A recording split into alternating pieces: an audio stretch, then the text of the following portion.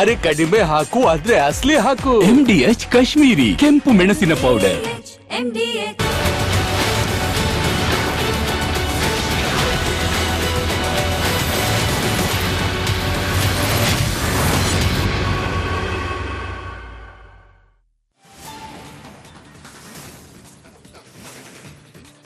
ನಮಸ್ಕಾರ, ಕರ್ನಾಟಕ ಪ್ರೈಮ್ ಟೈಮ್ಗೆ ಸ್ವಾಗತ. ನಾನು ಶ್ರೀಪಾದ್ ಪಾಟೀಲ್. ಇವತ್ತಿನ ಪ್ರೈಮ್ ಟೈಮ್ ನ ಟಾಪ್ 3 ಸ್ಟೋರೀಸ್ ಅನ್ನ ನೋಡ್ತಾ ಹೋಗೋಣ. ಮೊದಲನೇದಾಗಿ, ಕದನಕ್ಕೆ ಅಲ್ಪ ವಿರಾಮ ಬಿದ್ದಿದೆ. ಈ ವಿರಾಮವೇ ಅಂತಿಮ ಅಲ್ಲ. ಯಾವ ಕ್ಷಣದಲ್ಲಿ ಬೇಕಾದರೂ ಆ ಇರಾನ್ ಮತ್ತು ಇಸ್ರೇಲ್ ನೆಲದಲ್ಲಿ ಅಡಗಿರುವಂತಹ ಕೆಂಡ ಜ್ವಾಲಾಮುಖಿಯಾಗಿ ಪರಿಣಮಿಸಬಹುದು. ಆ ರೀತಿಯ ಪರಿಸ್ಥಿತಿ ನಿರ್ಮಾಣ ಆಗಿದೆ. ಟ್ರಂಪ್ ಮತ್ತು ಖಮೇನಿಯ ನಡುವೆ ಷರತ್ತುಗಳ ಸಮರ ಇನ್ನೂ ಕೂಡ ನಡೀತಾನೆ ಇದೆ.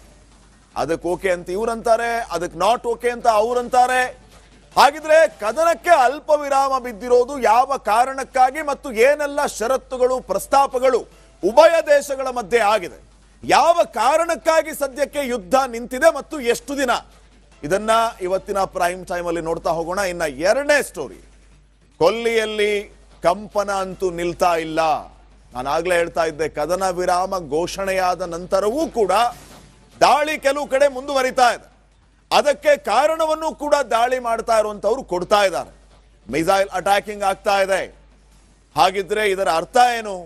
ನಿಮ್ಮ ಷರತ್ತುಗಳಿಗೆ ನಮ್ಮ ಒಪ್ಪಿಗೆ ಇಲ್ಲ ಅಂತನಾ, ಅಥವಾ ಸೀಸ್ ಫೈರ್ ಡಿಕ್ಲರೇಷನ್ ಮಾಡಿದಿರಿ ಆದ್ರೆ ಅದಕ್ಕೆ ನಮ್ಮ ಒಪ್ಪಿಗೆ ಇಲ್ಲ ಅಂತನಾ? ಹೀಗೆ 10 ಹಲವು ಪ್ರಶ್ನೆಗಳಿದೆ. ಇನ್ನ ಮೂರನೇ ಸ್ಟೋರಿ, ಇರಾನ್ ಗೆದ್ದುಬಿಡ್ತು ಅಂತ ಹೇಳಿ ಭಾರತದಲ್ಲೂ ಕೂಡ ಸಂಭ್ರಮ ಮನೆ ಮಾಡಿದೆ. ಲಡಾಖಲ್ಲಿ, ಶ್ರೀನಗರದಲ್ಲಿ, ಕಾಶ್ಮೀರದಲ್ಲಿ ಸಂಭ್ರಮ ಮನೆ ಮಾಡಿದೆ. ಇರಾನ್ ಗೆದ್ರು ಅಂತ ಹೇಳಿ, ಅಮೆರಿಕಾನ ವಾಪಸ್ ಓಡಿಸಿದ್ರು ಅಂತ ಹೇಳಿ ನಮ್ಮ ಭಾರತದ ಕಾಶ್ಮೀರದಲ್ಲಿ, ಲಡಾಖ್ನಲ್ಲಿ, ಶ್ರೀನಗರದಲ್ಲಿ ಸಂಭ್ರಮ ಮನೆ ಮಾಡಿದೆ. ನಮ್ಮ ರಾಜ್ಯದಲ್ಲಿಯೂ ಕೆಲವು ಗ್ರಾಮಗಳಲ್ಲಿ ಸಂಭ್ರಮ ಮನೆ ಮಾಡಿರೋದು ನಿಮ್ಮ ಆಶ್ಚರ್ಯಕ್ಕೆ ಕಾರಣ ಆಗ್ಬೋದು. ಈ ಲಡಾಖ್, ಶ್ರೀನಗರ ಮತ್ತು ಕಾಶ್ಮೀರದಲ್ಲಿ ಪಾಕಿಸ್ತಾನದ ವಿರುದ್ಧ ಭಾರತ ಕ್ರಿಕೆಟ್ ಪಂದ್ಯದಲ್ಲಿ ಗೆದ್ರೆ ಒಂದು ಪಟಾಕಿ ಹೊಡಿಲಿಲ್ಲ. ಆದ್ರೆ ಇರಾನ್ ಗೆದ್ದಿದೆ ಅಂತ ಹೇಳಿ ಸಂಭ್ರಮಾಚರಣೆ. ಇದು ಈಗ ಈ ರೀತಿಯ ಚರ್ಚೆಗೆ ಕಾರಣ ಆಗ್ತಾ ಇದೆ. ಎಲ್ಲವನ್ನ ನೋಡ್ತಾ ಹೋಗೋಣ. ಅದಕ್ಕಿಂತ ಮುಂಚೆ ಈ ಕ್ಷಣದ ಹೆಡ್ಲೈನ್ಸ್. ಮಧ್ಯಪ್ರಾಚ್ಯದ ಮಹಾಯುದ್ಧಕ್ಕೆ 14 ದಿನದ ಅಲ್ಪ ವಿರಾಮ. ಇರಾನ್ನ 10 ಷರತ್ತು ಒಪ್ಪುತ್ತಾ ಅಮೆರಿಕ. ಗುಡ್ಡ ಅಗೆದು ಇಲಿ ಹಿಡಿದ್ರ ಟ್ರಂಪ್.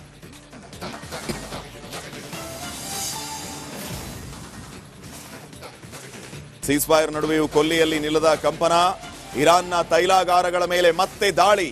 ಕತಾರ್, ಸೌದಿ ಮೇಲೂ ಮಿಸೈಲ್ ಮಳೆ. ಚೀನಾ ಹೆಣೆದ ಸೂತ್ರಕ್ಕೆ ದಲ್ಲಾಳಿಯಾದ ಪಾಕ್. ತೆರೆ ಮರೆಯಲ್ಲೇ ಸಂಧಾನ ಮಾಡಿದ ಬೀಜಿಂಗ್ ಬಾಸ್.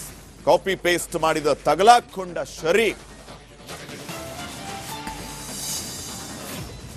ಕೊಲ್ಲಿ ಕದನ ವಿರಾಮಕ್ಕೆ ಕಾಶ್ಮೀರದಲ್ಲಿ ಸಂಭ್ರಮ. ಖಮೇನಿ ಅಭಿಮಾನಿಗಳಿಂದ ಸಂಭ್ರಮಾಚರಣೆ. ಇದು ಇಸ್ಲಾಂನ ಜಯ ಎಂದು ಘೋಷಣೆ. ಪಶ್ಚಿಮ ಬಂಗಾಳದಲ್ಲಿ ತಾರಕಕ್ಕೇರಿದ ಸಂಘರ್ಷ. ಚುನಾವಣಾ ಆಯೋಗದ ವಿರುದ್ಧ ಮುಗಿಬಿದ್ದ ಟಿಎಂಸಿ. ಗೆಟ್ ಔಟ್ ಅಂದ್ರೆ ಆಯುಕ್ತರು.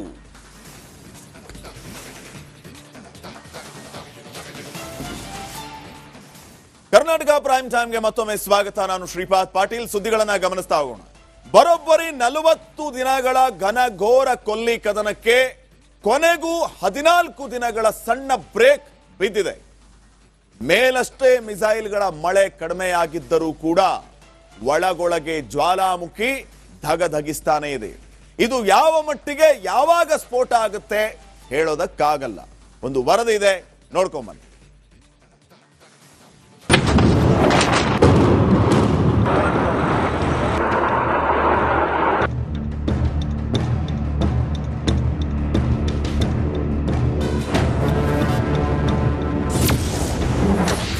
ನಲವತ್ತು ದಿನದ ಕೊಲ್ಲಿ ಕದನಕ್ಕೆ 14 ದಿನದ ಬ್ರೇಕ್. ಶುಕ್ರವಾರದ ಸಂಧಾನ ಸಭೆಯಲ್ಲಿ ಅಸಲಿಯಾಟ. ಅಬ್ಬಾ, ಇಡೀ ವಿಶ್ವವೇ ಚಾತಕ ಪಕ್ಷಿಯಂತೆ ಕಾಯುತ್ತಿದೆ. ಆ ಕ್ಷಣ ಕೊನೆವರೆಗೂ ಬಂದೇ ಬಿಡ್ತು.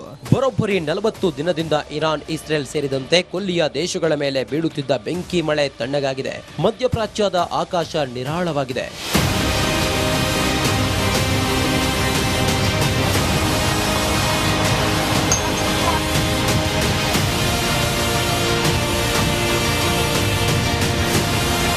ಹಾರ್ಮುಜ್ ತೆರೆಯಲು ಟ್ರಂಪ್ ನೀಡಿದ್ದ ಕೊನೆಯ ಗಡುವಿನಂತೆಯೇ ಇರಾನ್ ಜಲಸಂಧಿ ಬಾಗಿಲು ಓಪನ್ಗೆ ಒಪ್ಪಿಕೊಂಡಿದೆ. ಆದರೆ ಖಡಕ್ ಕಂಡೀಷನ್ಗಳನ್ನ ಅಮೆರಿಕದ ಮುಂದಿಟ್ಟಿದೆ. ಖಮೇನಿ ಪಡೆಯ 10 ಷರತ್ತುಗಳನ್ನ ನೋಡಿದ ಟ್ರಂಪ್ ಅಸ್ತು ಅಂದಿದ್ದು ಮಧ್ಯಪ್ರಾಚ್ಯದ ಯುದ್ಧಕ್ಕೆ 2 ವಾರಗಳ ವಿರಾಮ ಘೋಷಿಸಿದ್ದಾರೆ.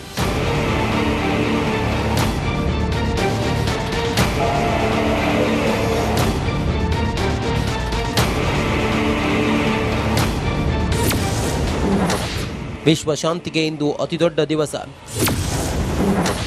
ಯುದ್ಧ ವಿರಾಮ ಘೋಷಣೆಗೆ ಟ್ರಂಪ್ ರಿಯಾಕ್ಷನ್.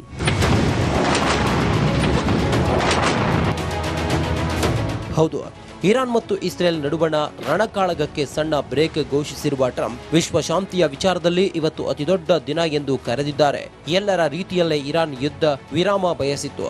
ಹಾರ್ಮುಜ್ನಲ್ಲಿ ಹಡಗು ಸಂಚಾರ ಮರು ಆರಂಭವಾಗಲಿದೆ ಎಂದು ಹೇಳಿದ್ದಾರೆ. ಮಾತ್ರವಲ್ಲ, ಹಾರ್ಮುಜ್ ಹಡಗು ಸಂಚಾರಕ್ಕೆ ಅಮೆರಿಕ ನೆರವಾಗಲಿದೆ. ಇದು ಮಧ್ಯಪ್ರಾಚ್ಯದಲ್ಲಿ ಸುವರ್ಣ ಯುಗ ಆರಂಭಕ್ಕೆ ಬುನಾದಿ ಹಾಕಲಿದೆ ಎಂದು ಟ್ರಂಪ್ ಪೋಸ್ಟ್ ಮಾಡಿದ್ದಾರೆ.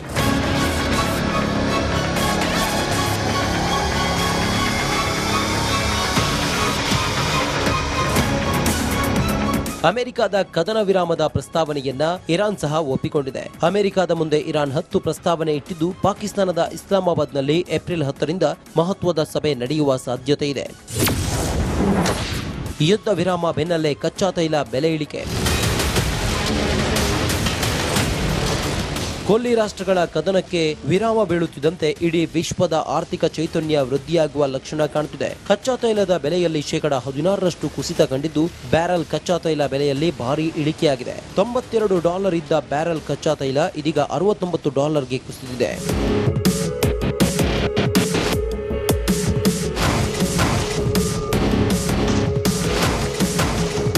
ಸದ್ಯಕ್ಕೆ ಪಾಕಿಸ್ತಾನದ ಪ್ರಧಾನಿ ಶರೀಫ್ ನೇತೃತ್ವದಲ್ಲಿ ಅಮೆರಿಕ ಮತ್ತು ಇರಾನ್ ನಡುವೆ ಸಂಧಾನ ಶುರುವಾಗಿದೆ. ಪಾಕ್ ಪ್ರಧಾನಿಯ 2 ವಾರಗಳ ಕದನ ವಿರಾಮದ ಪ್ರಸ್ತಾಪಕ್ಕೆ ಟ್ರಂಪ್ ಮತ್ತು ಇರಾನ್ ಆಡಳಿತ ಒಪ್ಪಿದ್ದು, ಶುಕ್ರವಾರ ನಡೆಯಲಿರುವ ಇರಾನ್ ಷರತ್ತುಗಳ ಮೇಲಿನ ಚರ್ಚೆ ಮುಂದಿನ ಯುದ್ಧದ ಸ್ಥಿತಿ ನಿರ್ಧರಿಸಲಿದೆ. News desk, Republic Kannada. ಈ ಕದನ ವಿರಾಮದ ಬೆನ್ನಲ್ಲೇ ಸದ್ಯಕ್ಕೆ ಚರ್ಚೆ ಆಗ್ತಾ ಇರುವಂತಹ ವಿಚಾರ ಜಗತ್ತಿನಾದ್ಯಂತ ಏನು ಅಂತಂದ್ರೆ, ಸೋತವ್ರು ಯಾರು, ಶರಣಾದವ್ರು ಯಾರು? ಯುದ್ಧ ನಿಲ್ಲಿಸೋದಕ್ಕೆ 15 ಷರತ್ತುಗಳನ್ನ ಮುಂದಿಟ್ಟಿದ್ದು ಟ್ರಂಪ್. ಈ 15 ಷರತ್ತುಗಳಿಗೆ ನೀವು ಒಪ್ಪಬೇಕು ಅಂತ ಹೇಳಿ ಮಾರ್ಚ್ 25ನೇ ತಾರೀಕು ಇರಾನ್ಗೆ ಅಮೆರಿಕ ಈ 15 ಕಂಡೀಷನ್ಗಳನ್ನ ಪ್ರಸ್ತಾಪ ಮಾಡುತ್ತೆ. ಇರಾನ್ ಯಾವ ಷರತ್ತುಗಳನ್ನು ಕೂಡ ಒಪ್ಕೊಳ್ಳೋದಿಲ್ಲ. ಬದಲಾಗಿ ಅವ್ರ ಮುಂದೆನೆ ಇವರು ಕೆಲವು ಷರತ್ತುಗಳನ್ನ ಇಡ್ತಾರೆ. ಇರಾನ್ ಕೆಚ್ಚೆದೆಯ ಹೋರಾಟಕ್ಕೆ ಟ್ರಂಪ್ ಈಗ ಮಂಕಾಗಿ ಬಿಟ್ರ ಅನ್ನುವಂತಹ ಪ್ರಶ್ನೆ ಮೂಡ್ತಾ ಇದೆ. ನಿಮಗಿದು ಬೇಕಿತ್ತ ಟ್ರಂಪ್ ಅನ್ನುವಂತಹ ಪ್ರಶ್ನೆಗಳು ಈಗ ಕೇಳಿ ಬರುತ್ತಿವೆ. ಅಮೆರಿಕಾದ 15 ಷರತ್ತುಗಳಿಗೆ ಖಮೇನಿ ಆ್ಯಂಡ್ ಟೀಮ್ ಸೊಪ್ಪು ಹಾಕಲಿಲ್ಲ. ಷರತ್ತುಗಳನ್ನ ನೋಡೋದಿರಲಿ, ಸೊಪ್ಪು ಹಾಕಲಿಲ್ಲ. ನೀವು ಯಾರು ನಮಗೆ ಷರತ್ತು ಹಾಕೋಕೆ ಅಂತ ಪ್ರಶ್ನೆ ಮಾಡಿದ್ರು.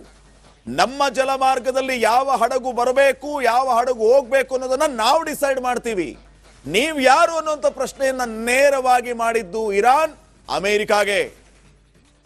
ಇದರ ಬದಲಾಗಿ ಕದನ ವಿರಾಮಕ್ಕೆ ಇರಾನ್ 10 ಷರತ್ತುಗಳನ್ನ ಮುಂದಿಟ್ಟಿತ್ತು ಅಮೆರಿಕಾದ ಮುಂದೆ. ಕದನ ವಿರಾಮಕ್ಕಾಗಿ ಯೂಟರ್ನ್ ಹೊಡೆದ್ರು ಟ್ರಂಪ್. ಅವತ್ತು ಹೇಳಿದ್ದೇನು, 15 ಷರತ್ತುಗಳು, ಆದ್ರೆ ಕದನ ವಿರಾಮ ಆದ್ರೆ ಸಾಕು ಅನ್ನೋಂಥ ಲೆಕ್ಕಾಚಾರ ಈ ಟ್ರಂಪ್ಗೆ. ಯುದ್ಧ ಆರಂಭ ಮಾಡಿಬಿಟ್ವಿ, ಆದ್ರೆ ನಮಗೆ ಸಮಸ್ಯೆ ಆಗ್ತಾ ಇದೆ. ಆ ಸಮಸ್ಯೆ ಆಗ್ತಾ ಇದೆ ಅನ್ನೋದನ್ನ ಜಗತ್ತಿನ ಮುಂದೆ ಒಪ್ಕೊಳ್ಳೋದು ಸಾಧ್ಯ ಇಲ್ಲ, ಯಾಕಂದ್ರೆ ಪ್ರತಿಷ್ಠೆಯ ಪ್ರಶ್ನೆ. ಹಿಂಗಾಗಿ ಯೂಟರ್ನ್. ಯಾವ ರೀತಿ? ಇರಾನ್ ಮುಂದಿಟ್ಟ ಷರತ್ತುಗಳಿಗೆ ಟ್ರಂಪ್ ಬಹುತೇಕ ಒಪ್ಪಿಗೆಯನ್ನ ಕೊಟ್ರಿ. ಅಂದ್ರೆ ವರ್ಕೆಬಲ್ ಅಂತ ಹೇಳಿದ್ರು, ಅವರು ಒಪ್ಪಬಹುದು ಅಂತ ಹೇಳಿದ್ರು, ರಿಜೆಕ್ಟ್ ಅಂತೂ ಮಾಡಲಿಲ್ಲ. ಏನಿದ್ರ ಅರ್ಥ? ಸೋತ್ವಿ ಅಂತಾನ, ಶರಣಾದ್ವಿ ಅಂತಾನ? ಇರಾನ್ ಷರತ್ತುಗಳು ಯೋಗ್ಯವಾದವು ಅಂತ ಟ್ರಂಪ್ ಹೇಳಿದ್ರು. ಯೋಗ್ಯವಾದದ್ದು, ಒಪ್ಕೋಬಹುದು ಅಂತ ಹೇಳಿದ್ರು, ವರ್ಕೆಬಲ್ ಅಂತ ಹೇಳಿದ್ರು. ಅಲ್ಲಿಗೆ ಟ್ರಂಪ್ ಹುಲಿ ಹಿಡಿಯೋದಕ್ಕೆ ಹೋಗಿ ಇಲಿ ಹಿಡಿದಂತಾಯ್ತಾ ಅನ್ನುವಂತಹ ಪರಿಸ್ಥಿತಿ. ಏನೋ ಮಾಡ್ಬಿಡ್ತೀವಿ ಅಂತ ಹೇಳಿ ಯುದ್ಧವನ್ನ ಅನೌನ್ಸ್ ಮಾಡಿದ್ರು. ಇಸ್ರೇಲ್ ಜೊತೆ ಸೇರ್ಕೊಂಡು ಜಂಟಿ ಕಾರ್ಯಾಚರಣೆ ದಾಳಿಗಳನ್ನ ನಡೆಸಿದ್ರು. ಆದ್ರೆ ಫಲಿತಾಂಶ ಏನಾಯ್ತು? ಇವರು ಇರಾಕ್ ಮೇಲೆ ದಾಳಿ ಮಾಡಿದ ಟೈಮ್ನಲ್ಲಿ 26 ಕೌಂಟಿಂಗ್ ಡೇಸ್ ಅಲ್ಲಿ ಯುದ್ಧವನ್ನ ಮುಗಿಸ್ಬಿಟ್ರು. ಅದೇ ರೀತಿ ಇರಾನ್ ಹೊಡೆದಾಕ್ಬಿಡ್ತೀವಿ ಅನ್ನುವಂತಹ ಒಂದು ಅತಿಯಾದ ವಿಶ್ವಾಸ ಅಂತೀರೋ, ಹುಂಬತನ ಅಂತೀರೋ, ಆ ರೀತಿ ಮಾಡಿಕೊಂಡು ಟ್ರಂಪ್ ಈ ರೀತಿಯ ಯುದ್ಧಕ್ಕೆ ಮುಂದಾದ್ರು. ಆದರೆ ಕೈ ಸುಟ್ಕೊಳ್ಳುವಂತಹ ಪರಿಸ್ಥಿತಿ ಬಂತು. ಇಡೀ ಜಗತ್ತಿನ ಮುಂದೆ ಇವತ್ತು ಅಮೆರಿಕಾದ ಪರಿಸ್ಥಿತಿ ಏನಾಯ್ತು? ದೊಡ್ಡಣ್ಣ ಆಗಿ ಉಳಿಲಿಲ್ಲ. ಇವತ್ತು ಡೆಡ್ಲೈನ್ಗಳ ಮೇಲೆ ಡೆಡ್ಲೈನ್ಗಳ ವಿಸ್ತರಣೆ. ಹೊಡಿತೀವಿ ಅಂತಂದ್ರೆ ಹೇಳಿ ಕೇಳಿ ಯಾಕೆ ಹೊಡಿತೀರಿ? ಅದು ಹೊಡೆಯೋರ್ ಲಕ್ಷಣನೂ ಅಲ್ಲ. ನೀವು ದಾಳಿ ಮಾಡ್ತೀರಿ ಅಂತಂದ್ರೆ ದಾಳಿ ಮಾಡಿ, ಇಲ್ಲ ಅಂತಂದ್ರೆ ಡೆಡ್ಲೈನ್ಗಳ ಮೇಲೆ ಡೆಡ್ಲೈನ್ ಅನ್ನು ವಿಸ್ತರಣೆ ಮಾಡೋದು. ಈ ರೀತಿ ಯಾಕೆ ಅನ್ನುವಂತಹ ಚರ್ಚೆಗಳು ಶುರುವಾದವು. ಇವತ್ತು ನೋಡಿ, ಸೀಸ್ ಫೈರ್ ಡಿಕ್ಲೇರ್ ಆಯಿತು, ಅಲ್ಲಿಗೆ ಅಮೆರಿಕ ಸೋತ್ಬಿಟ್ರು ಅನ್ನೋ ರೀತಿಯ ಚರ್ಚೆಗಳು ಶುರುವಾದವು. ನಿಮ್ಮ ಷರತ್ತುಗಳಿಗೆ ನಾವು ಸೊಪ್ಪು ಹಾಕಲ್ಲ, ಆದರೆ ನಮ್ಮ ಷರತ್ತುಗಳನ್ನು ನೀವು ಒಪ್ಕೋಬೇಕು ಅಂತ ಇರಾನ್ ಈ ಕ್ಷಣಕ್ಕೂ ಹೇಳ್ತಾ ಇದೆ. ಇದು ಸದ್ಯಕ್ಕಿನ ಪರಿಸ್ಥಿತಿ. ಇನ್ನು ನೆಕ್ಸ್ಟ್, ಟ್ರಂಪ್ ಏನ್ ಹೇಳಿದ್ರು, ಏನ್ ಆಯ್ತು ಅನ್ನೋದನ್ನು ಕೂಡ ನಾವು ನೋಡ್ತಾ ಹೋಗೋಣ. ಮೊದಲನೇದಾಗಿ, ನಮ್ಮ ಷರತ್ತುಗಳನ್ನ ಒಪ್ಪದೇ ಇದ್ರೆ ಇರಾನ್ ಸರ್ವನಾಶ ಆಗ್ಬಿಡುತ್ತೆ, ಭೂಪಟದಿಂದ ಮಾಯ ಮಾಡ್ಬಿಡ್ತೀವಿ, ಹುಷಾರ್, ನೀವು ನಿರೀಕ್ಷೆ ಮಾಡದ ರೀತಿಯಲ್ಲಿ ನಮ್ಮ ಭೀಕರ ದಾಳಿ ಇರುತ್ತೆ ಅಂತ ಇದೇ Donald Trump and team white house ಇಂದ ಅನೌನ್ಸ್ ಮಾಡಿದ್ದು. ಆದ್ರೆ ಆಗಿದ್ದೇನು? ಇರಾನ್ ಮೇಲೆ ದಾಳಿ ಮಾಡಬಾರದು ಅಂತ ಇರಾನ್ ಹೇಳ್ತಾ ಇದೆ. ಆ ಷರತ್ತುಗಳಲ್ಲಿ ಯಾವುದೇ ಕಾರಣಕ್ಕೂ ಇನ್ ಮುಂದೆ ನಿಮ್ಮಿಂದ ನಮ್ಮ ಮೇಲೆ ದಾಳಿ ಆಗಕೂಡುದು, ಈ ಷರತ್ತನ್ನ ನೀವು ಒಪ್ಕೋಬೇಕು ಅಂತ ಇರಾನ್ ಹೇಳ್ತಾ ಇರೋದು. ಮುಂದುವರೆದ ಭಾಗವಾಗಿ ಯುಎಸ್ ಮತ್ತೆ ಹೇಳಿದ್ದೇನು? ಹಾರ್ಮುಜ್ ಜಲಸಂಧಿಯನ್ನ ಬಿಟ್ಟುಕೊಡಿ, ಮುಕ್ತವಾಗಿರಿಸಿ, ಅದ್ರ ಮೇಲೆ ಯಾವುದೇ ರೀತಿಯ ಶುಲ್ಕ ಯಾವುದೇ ರೀತಿಯ ನಿಬಂಧನೆಗಳಿರಬಾರ್ದು, ಇದಕ್ಕೆ ನೀವು ಒಪ್ಕೋಬೇಕು ಅಂತ ಯುಎಸ್ ಹೇಳ್ತು. ಆದ್ರೆ ಇರಾನ್ ಇದಕ್ಕೆ ಉತ್ತರ ಕೊಟ್ಟಿದ್ದೇನು ಅಂತಂದ್ರೆ, ಹಾರ್ಮುಜ್ ನಮ್ಮದು, ನಮ್ಮ ಅಸ್ತಿತ್ವ, ನಮ್ಮ ಅಸ್ಮಿತೆ, ಅದನ್ನ ಬಿಟ್ಟು ಕೊಡುವ ಮಾತೇ ಇಲ್ಲ. ಹಾರ್ಮುಜ್ ಅಲ್ಲಿ ಏನಾಗಬೇಕು ಏನಾಗಬಾರದು ಅನ್ನೋದನ್ನ ಡಿಸೈಡ್ ನಾವು ಮಾಡ್ತೀವಿ, ನೀವಲ್ಲ ಅಂತ ನೇರವಾಗಿ ಕೊಟ್ಟಿದ್ದು ಎಚ್ಚರಿಕೆಯನ್ನ. ಮತ್ತೊಂದು ಕಡೆ ಹಾರ್ಮುಜ್ಗಾಗಿ ನಮ್ಮ ಹೋರಾಟ ನಿರಂತರವಾಗಿರುತ್ತೆ ಅಂತ ಅಮೆರಿಕ ಹೇಳ್ತು. ಇರಾನ್ ಇದಕ್ಕೆ ಕೊಟ್ಟ ಉತ್ತರ ಏನಂತಂದ್ರೆ, ಹಾರ್ಮುಜ್ನಿಂದ ಬರುವ ಪ್ರತಿ ಹಡಗಿಗೆ ನಾವು ಸುಂಕ ವಿಧಿಸ್ತೀವಿ, ತಾಕತ್ತಿದ್ರೆ ನೀವು ತಡೀರಿ, ಹಾರ್ಮುಜ್ ಇನ್ ಮುಂದೆ ಮುಕ್ತವಾಗಿರಲ್ಲ, ಬದಲಿಗೆ ನೀವು ಶುಲ್ಕವನ್ನ ಕಟ್ಟಬೇಕಾಗತ್ತೆ, ಪರ್ ಬ್ಯಾರಲ್ ಇನ್ ಮುಂದೆ ನೀವು ಶುಲ್ಕವನ್ನ ಕಟ್ಟಬೇಕು, ಇದು ನಮ್ಮ ಷರತ್ತು. ಯಾವುದೇ ಕಾರಣಕ್ಕೂ ಹಾರ್ಮುಜ್ ಮುಕ್ತವಾಗಿ ಎಲ್ಲರಿಗೂ ಕೂಡ ಲಭ್ಯ ಇರೋದಿಲ್ಲ, ಇದೇ ನಮ್ಮ ಷರತ್ತು ಅಂತ ಇರಾನ್ ಖಡಕ್ ಆಗಿ ಹೇಳ್ತು. ಇನ್ನು ಯುಎಸ್ ಇರಾನ್ಗೆ ಲಾಂಗ್ ರೇಂಜ್ ಮಿಸೈಲ್ ಬೇಡ ಅಂತ ಹೇಳ್ತು. ನೀವು ಇದನ್ನೆಲ್ಲ ಬಿಡಿ, ಅಮೆರಿಕ ಸೇನೆಯನ್ನ ಎಲ್ಲೆಲ್ಲಿ ನೆಲೆಗೊಳಿಸಿದೀರಿ ಅದನ್ನ ಸುಮ್ಮನೆ ವಾಪಸ್ ಕರೆಸ್ಕೋಬೇಕು. ನಾವು ಲಾಂಗ್ ರೇಂಜ್ ಮಿಸೈಲ್ಗಳನ್ನ ಇಟ್ಕೋತೀವೋ ಇಟ್ಕೊಳ್ಳಲ್ವೋ, ಯುರೇನಿಯಂ ಸಂಗ್ರಹ ಮಾಡ್ತೀವೋ ಮಾಡಲ್ವೋ, ಅದು ನಿಮಗೆ ಬೇಡದೇ ಇರೋ ವಿಚಾರ. ನಮ್ಮ ಷರತ್ತುಗಳೇನು ಅಂತಂದ್ರೆ, ನೀವು ನಮ್ಮ ದೇಶದ ಸುತ್ತಲೂ ಎಲ್ಲೆಲ್ಲಿ ನಿಮ್ಮ ಸೇನಾ ನೆಲೆಗಳನ್ನ ಇರಿಸಿದ್ದೀರಿ ಅವುಗಳನ್ನ ವಾಪಸ್ ಕರೆಸ್ಕೋಬೇಕಷ್ಟೇ ಅಂತ ಇರಾನ್ ಹೇಳಿರೋದು. ಇನ್ನ ಸಂಸ್ಕರಿತ ಯುರೇನಿಯಂ ನಾಶ ಮಾಡಿ ಅಂತ ಅಮೆರಿಕ ಹೇಳಿತು. ಆವಾಗ ಇರಾನ್ ಏನ್ ಹೇಳ್ತು? ಇರಾನು ನಮ್ಮ ಯುರೇನಿಯಂ ಅನ್ನ ನಾವು ರಕ್ಷಣೆ ಮಾಡ್ಕೊಳ್ತೀವಿ, ನಮ್ಮ ಯುರೇನಿಯಂ ಸಂಗ್ರಹವನ್ನ ನೀವು ಮಾನ್ಯಗೊಳಿಸಲೇಬೇಕು ಅನ್ನುವಂತ ಮಾತನ್ನ ಹೇಳ್ತು. ಎನ್ರಿಚ್ಡ್ ಯುರೇನಿಯಂ ನಮ್ಮ ಹತ್ರ ಇದೆ, ಅದನ್ನ ನೀವು ಪ್ರಶ್ನೆ ಮಾಡಕೂಡ್ದು, ಅದು ನಮ್ಮ ಹಕ್ಕು, ಶಾಂತಿ ಉದ್ದೇಶದಿಂದ ನಾವು ಆ ಯುರೇನಿಯಂ ಅನ್ನ ಇಟ್ಕೋತೀವಿ, ಅದನ್ನು ನೀವು ಯಾವುದೇ ಕಾರಣಕ್ಕೂ ಪ್ರಶ್ನೆ ಮಾಡುವಂತಿಲ್ಲ ಅಂತ ಹೇಳ್ಬಿಡ್ತು. ಜೊತೆಗೆ ಅದನ್ನ ನೀವು ಮಾನ್ಯ ಮಾಡಲೇಬೇಕು ಅಂತ ಹೇಳ್ತು. ಇನ್ನ ಕೊನೆಯದಾಗಿ, ನಮ್ಮ ಷರತ್ತನ್ನ ಒಪ್ಪಿದರೆ ನಿಮ್ಮ ಮೇಲೆ ಹೇರಿರುವ ಎಲ್ಲಾ ನಿರ್ಬಂಧಗಳನ್ನು ನಾವು ತೆರವುಗೊಳಿಸ್ತೀವಿ ಅಂತ ಅಮೆರಿಕ ಹೇಳ್ತು. ನಾವು ನಿಮ್ಮ ಷರತ್ತುಗಳನ್ನ ಒಪ್ಪುವ ಪ್ರಶ್ನೆಯೇ ಬರಲ್ಲ, ನಾವು ನಿಮ್ಮ ಷರತ್ತುಗಳನ್ನು ಒಪ್ಪಲ್ಲ, ಆದರೂ ಕೂಡ ನೀವು ನಿರ್ಬಂಧಗಳನ್ನು ತೆರವುಗೊಳಿಸಲೇಬೇಕು ಅಂತ ಹೇಳಿ ಮರು ಷರತ್ತನ್ನ ಇರಾನ್ ಅಮೆರಿಕಾದ ಮೇಲೆ ಹೇರಿದೆ. ಈಗ ನೀವು ಟ್ಯಾರಿಫ್ಸ್ನ ತೆಗಿತೀವಿ, ನಿರ್ಬಂಧಗಳನ್ನ ತೆರಿತೀವಿ, ಎಲ್ಲವನ್ನ ಓಪನ್, ಅದೆಲ್ಲ ಇಲ್ವೇ ಇಲ್ಲ. ನೀವು ನಿರ್ಬಂಧಗಳನ್ನ ತೆರವು ಮಾಡಲಿಲ್ಲ ಅಂತಂದ್ರೂ ಕೂಡ ನಾವು ಮುಂದೆ ಬೇರೆ ರೀತಿಯ ಮಾರ್ಗವನ್ನ ಕಂಡ್ಕೋತೀವಿ. ನಿಮ್ಮ ಷರತ್ತುಗಳನ್ನಂತೂ ನಾವು ಯಾವುದೇ ಕಾರಣಕ್ಕೂ ಒಪ್ಕೊಳ್ಳಲ್ಲ, ಆದ್ರೆ ನೀವು ನಿರ್ಬಂಧಗಳನ್ನ ತೆಗಿಲೇಬೇಕು, ನಾವು ಷರತ್ತನ್ನು ಒಪ್ಪದೇ ಇದ್ರು ಕೂಡ ಅಂತ ಹೇಳಿದೆ. ಇನ್ನ ಗಲ್ಫ್ನ ಇಂಧನ ಸ್ಥಾವರಗಳ ಮೇಲೆ ದಾಳಿಯನ್ನ ನಿಲ್ಲಿಸಿ ಅಂತ ಅಮೆರಿಕ ಹೇಳ್ತಾ ಇದೆ. ಆಗ ಇರಾನ್ ಅಮೆರಿಕಕ್ಕೆ ಕೊಟ್ಟ ಉತ್ತರ ಏನಂತಂದ್ರೆ, ಇರಾನ್ಗೆ ಯುದ್ಧದಿಂದ ಎಲ್ಲೆಲ್ಲಿ ಎಷ್ಟೆಷ್ಟು ಹಾನಿಯಾಗಿದೆ ಆ ಹಾನಿಯನ್ನ ನೀವೆಲ್ಲ ಪರಿಹಾರ ರೂಪದಲ್ಲಿ ಭರಿಸಬೇಕು ಅಂತ ಹೇಳ್ತಾ ಇದೆ. ಯುದ್ಧ ಪರಿಹಾರವನ್ನ ಭರಿಸಿಕೊಡಬೇಕು ಅಂತ ಇರಾನ್ ಕೇಳ್ತಾ ಇದೆ. ನಮಗೆ ಬಹಳ ಲಾಸ್ ಆಗಿದೆ, ಅದನ್ನ ನೀವೇ ಭರಿಸಿಕೊಡ್ಬೇಕು, ಕಾರಣ ಈ ಲಾಸ್ಗೆ ನೀವೇ ಕಾರಣೀಕರ್ತರು ಅಂತ ಹೇಳಿ. ಇನ್ನು USA ಹೇಳ್ತಾ ಇರೋದು ಹಿಜ್ಬುಲ್ಲಾ ಹೌತಿಗೆ ಬೆಂಬಲ ನೀಡಕೂಡದು ಅಂತ ಹೇಳಿ. ಇರಾನ್ ಹೇಳ್ತಾ ಇರೋದೇನು, ಲೆಬನಾನ್ ಸೇರಿ ಎಲ್ಲ ಕಡೆ ದಾಳಿಯನ್ನ ಈ ಕ್ಷಣದಿಂದಲೇ ನೀವು ನಿಲ್ಲಿಸಬೇಕು. ಈ ಸೀಸ್ ಫೈರ್ ಡಿಕ್ಲರೇಷನ್ ಆದ್ಮೇಲೆನೆ ಸೌತ್ ಲೆಬನಾನ್ ಅಲ್ಲಿ ಹಿಜ್ಬುಲ್ಲಾ ಮೇಲೆ ಇಸ್ರೇಲ್ ಅವರು ದಾಳಿಯನ್ನ ಮುಂದುವರೆಸಿದ್ರು. ಹಿಂಗಾಗಿ ಷರತ್ತಲ್ಲಿ ಇದು ಕೂಡ ಆಡ್ ಆಗಿದೆ, ನೀವು ಎಲ್ಲಿಯೂ ಕೂಡ ದಾಳಿಯನ್ನ ನಡೆಸುವಂತಿಲ್ಲ, ನಮಗೆ ಬೆಂಬಲಿತವಾಗಿರುವಂತಹ ಸಂಘಟನೆಗಳ ಮೇಲೆ ನಿಮ್ಮ ಕಾರ್ಯಾಚರಣೆಯನ್ನು ನಡೀತಾ ಇದೆ, ಅದನ್ನ ಕೂಡಲೇ ಸ್ಥಗಿತಗೊಳಿಸಬೇಕು ಅಂತ ಹೇಳಿ ಇರಾನ್ ಹೇಳಿದೆ. ಸೊ ಇದು ಅಮೆರಿಕ ಮತ್ತು ಇರಾನ್ ನಡುವೆ ನಡೀತಾ ಇರುವಂತಹ ಈ ಷರತ್ತುಗಳ ಸಮರ. ಇನ್ನು ನೆಕ್ಸ್ಟ್, ಇನ್ನೇನು ಯುದ್ಧ ನಿಲ್ತು ಅಂತ ಹಾಯಾಗಿ ಮಲಗಿದ್ದ ಬಹರೇನ್ ಜನರಿಗೆ ಸೈರನ್ ಸೌಂಡ್ ಶಾಕ್ ನೀಡಿತ್ತು. ಇದ್ದಕ್ಕಿದ್ದಂತೆ ಬಿದ್ದ ಮಿಸೈಲ್ ಇರಾನ್ ವಿರುದ್ಧ ಬಹರೇನ್ ಬಂಡಾಯ ಏಳುವಂತೆ ಮಾಡಿದೆ. ಈ ಘಟನೆ ಕದನ ವಿರಾಮ ನಿರ್ಣಯದ ಬುಡವನ್ನೇ ಅಲುಗಾಡಿಸ್ತಾ ಇದೆ. ಏನ್ ನಡೀತಾ ಇದೆ after seize fire ನೋಡ್ಕೊಂಬನ್ನಿ.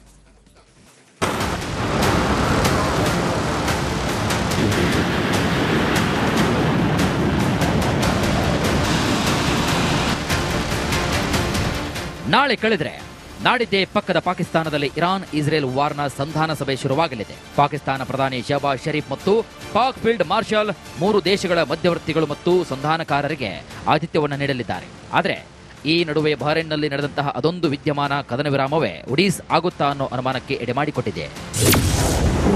Seize fire ನಡುವೆಯೇ ಹಾರಿದ ಕ್ಷಿಪಣಿ, ಬಹರೇನ್ ಮೇಲೆ ಮಿಸೈಲ್ ಬಿಟ್ರ ಇರಾನ್.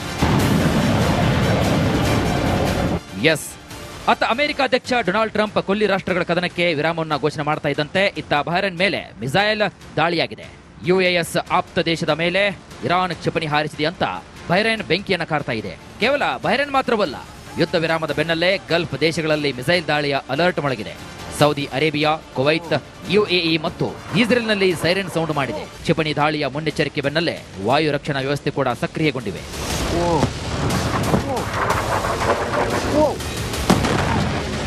ಶಾಂತಿ ಮಂತ್ರ ಪಠನೆಯ ನಡುವೆ ಸೌದಿ ಅರೇಬಿಯಾ ಮತ್ತು ಬಹರೇನ್ ಮೇಲೆ ಕ್ಷಿಪಣಿ ಮತ್ತು ಡ್ರೋನ್ಗಳ ದಾಳಿಯಾಗಿದ್ದು ಇವುಗಳನ್ನು ಹೊಡೆದುರುಳಿಸಲಾಗಿದೆ ಅಂತ ಸೌದಿ ಮತ್ತು ಬಹರೇನ್ ಹೇಳಿಕೊಂಡಿದೆ.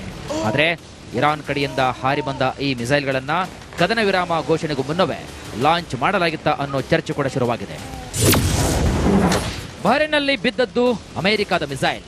ಮತ್ತೊಂದು ವಿದ್ಯಮಾನದಲ್ಲಿ ಇಂದು ಬೆಳಗ್ಗೆ ಬಹರೇನ್ ಮೇಲೆ ದಾಳಿ ಮಾಡಲಾದಂತಹ ಮಿಸೈಲ್ ಅಮೆರಿಕದ ಸೇನೆಗೆ ಸೇರಿದ್ದು ಅನ್ನೋ ಅಂಶ ಕೂಡ ಬಯಲಾಗಿದೆ. US ಸೇನೆಯ ಪೇಂಟೆಂಟ್ ಇದ್ದಂತಹ ಕ್ಷಿಪಣಿ ಇದಾಗಿದ್ದು ಈ ಮಿಸೈಲ್ ಬಹರೇನ್ ಮೇಲೇಕೆ ದಾಳಿ ಮಾಡಿತು ಅನ್ನೋ ಲೆಕ್ಕಾಚಾರ ಕೂಡ ಶುರುವಾಗಿದೆ.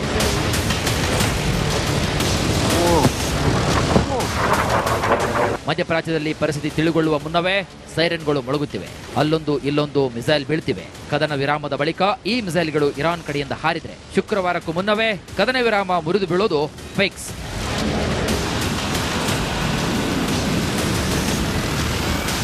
News desk, Republic Kannada. ಈ ಎಲ್ಲಾ ಬೆಳವಣಿಗೆಗಳ ಮಧ್ಯೆ ಶಹಬಾಜ್ ಶರೀಫ್ ಒಂದು ಎಡವಟ್ಟನ್ನ ಮಾಡ್ಕೊಂಡ್ಬಿಟ್ರು. ಇವರ ಮಧ್ಯಸ್ಥಿಕೆಯ ಮಾಯಾಜಾಲ ಎಕ್ಸ್ಪೋಸ್ ಆಯ್ತು. ತನ್ನದೇ ಪೋಸ್ಟ್ ಇಂದ ಪಾಕಿಸ್ತಾನ್ ಪ್ರಧಾನಿ ತಗಲಾಕೊಂಡ್ರು. ಕೇವಲ ತಗಲಾಕೊಳ್ಳೋದು ಮಾತ್ರ ಅಲ್ಲ, ಇಡೀ ಜಗತ್ತಿನ ಮುಂದೆ ಪಾಕಿಸ್ತಾನ್ ಯಾರಿಂದ ಕಂಟ್ರೋಲ್ ಆಗ್ತಾ ಇದೆ ಅನ್ನುವಂತಹ ಪ್ರಶ್ನೆಯೂ ಕೂಡ ಮೂಡುವಂತೆ ಮಾಡ್ತು. ಯಾವ ರೀತಿ ಅಂತಂದ್ರೆ ಇವರ ರಾಜತಾಂತ್ರಿಕತೆ ಅಂದ್ರೆ ಪಾಕಿಸ್ತಾನದ ರಾಜತಾಂತ್ರಿಕತೆಯನ್ನ ಬಾಹ್ಯ ಶಕ್ತಿಗಳು ನಿಯಂತ್ರಣ ಮಾಡ್ತಾ ಇವೆಯಾ ಅನ್ನುವಂತಹ ಪ್ರಶ್ನೆ ಈಗ ಮೂಡ್ತಾ ಇದೆ.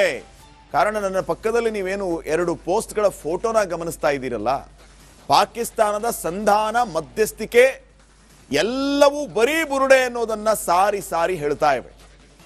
ಅಮೆರಿಕದ ತಾಳಕ್ಕೆ ತಕ್ಕಂತೆ ಪಾಕಿಸ್ತಾನ್ ಕುಣಿತಾ ಇದೆಯಾ, ಏನ್ ಪೋಸ್ಟ್ ಮಾಡಬೇಕು ಅಂತ ಅಮೆರಿಕ ಅಥವಾ ಇಸ್ರೇಲ್ನವರು ಹೇಳಿಕೊಡ್ತಾ ಇದ್ದಾರಾ? ಡ್ರಾಫ್ಟ್ ಅಂತ ಬಂದಿದೆ ಅಲ್ಲಿ. ಎಕ್ಸ್ ಪೋಸ್ಟ್ ಇಂದ ಶಹಬಾಜ್ ಶರೀಫ್ಗೆ ತೀವ್ರ ಮುಜುಗರ ಆಗ್ತಾ ಇದೆ. ಇರಾನ್ ಬಿಕ್ಕಟ್ಟಿನ ಬಗ್ಗೆ ಶಹಬಾಜ್ ಶರೀಫ್ ಒಂದು ಪೋಸ್ಟ್ ಅನ್ನ ಮಾಡ್ತಾರೆ. ಮಂಗಳವಾರ ಆ ಪೋಸ್ಟ್ ಅನ್ನ ಹಂಚಿಕೊಂಡಿದ್ದು ಪಾಕಿಸ್ತಾನದ ಪ್ರಧಾನಿ. ಆ ಪೋಸ್ಟ್ನ ಎಡಿಟ್ ಹಿಸ್ಟ್ರಿಯಲ್ಲಿ ಈ ರಹಸ್ಯ ಬಯಲಾಗಿದೆ. ಅಂಡರ್ಲೈನ್ ಮಾಡಿ ತೋರಿಸ್ತಾ ಇದೀವಿ ನೋಡಿ. ಡ್ರಾಫ್ಟ್ ಪಾಕಿಸ್ತಾನ್ PM ಅಂತ ಬರ್ತಾ ಇದೆ. Draft Pakistan PM message on X ಅನ್ನುವಂತಹ ಬರಹ ಪತ್ತೆಯಾಗಿದೆ. ಈ ಖಾತೆಯನ್ನ ಪಾಕಿಸ್ತಾನದವರೇ ಹ್ಯಾಂಡಲ್ ಮಾಡ್ತಾ ಇದ್ರೆ ಅಲ್ಲಿ ಪಾಕಿಸ್ತಾನದ PM ಅಂತ ಬರೆಯೋದಕ್ಕೆ ಹೇಗೆ ಸಾಧ್ಯ? ಅಸಲಿ ಪಾಕಿಸ್ತಾನ್ ಪ್ರಧಾನಿಯ ಪೋಸ್ಟ್ ಬರೆದು ಕೊಟ್ಟಿದ್ ಯಾರು? ಅಮೆರಿಕಾದಿಂದ ಬಂದ ಮೆಸೇಜ್ ಡೈರೆಕ್ಟ್ ಆಗಿ ಪೋಸ್ಟ್ ಮಾಡಿದ್ರ ಶಹಬಾಜ್ ಶರೀಫ್? ಸಾಮಾಜಿಕ ಜಾಲತಾಣಗಳಲ್ಲಿ ಈಗ ಈ ಟ್ವೀಟ್ ಕಿಡಿಯನ್ನ ಹೊತ್ತಿಸಿದೆ. ಯಾರು ಹ್ಯಾಂಡಲ್ ಮಾಡ್ತಾ ಇದ್ದಾರೆ? ಇವರು ಯಾರ ಅಣತಿಯಂತೆ ಕುಣಿತಾ ಇದ್ದಾರೆ? ಬಾಹ್ಯ ಶಕ್ತಿಗಳು ಇವರನ್ನ ನಿಯಂತ್ರಣ ಮಾಡ್ತಾ ಇವೆಯಾ?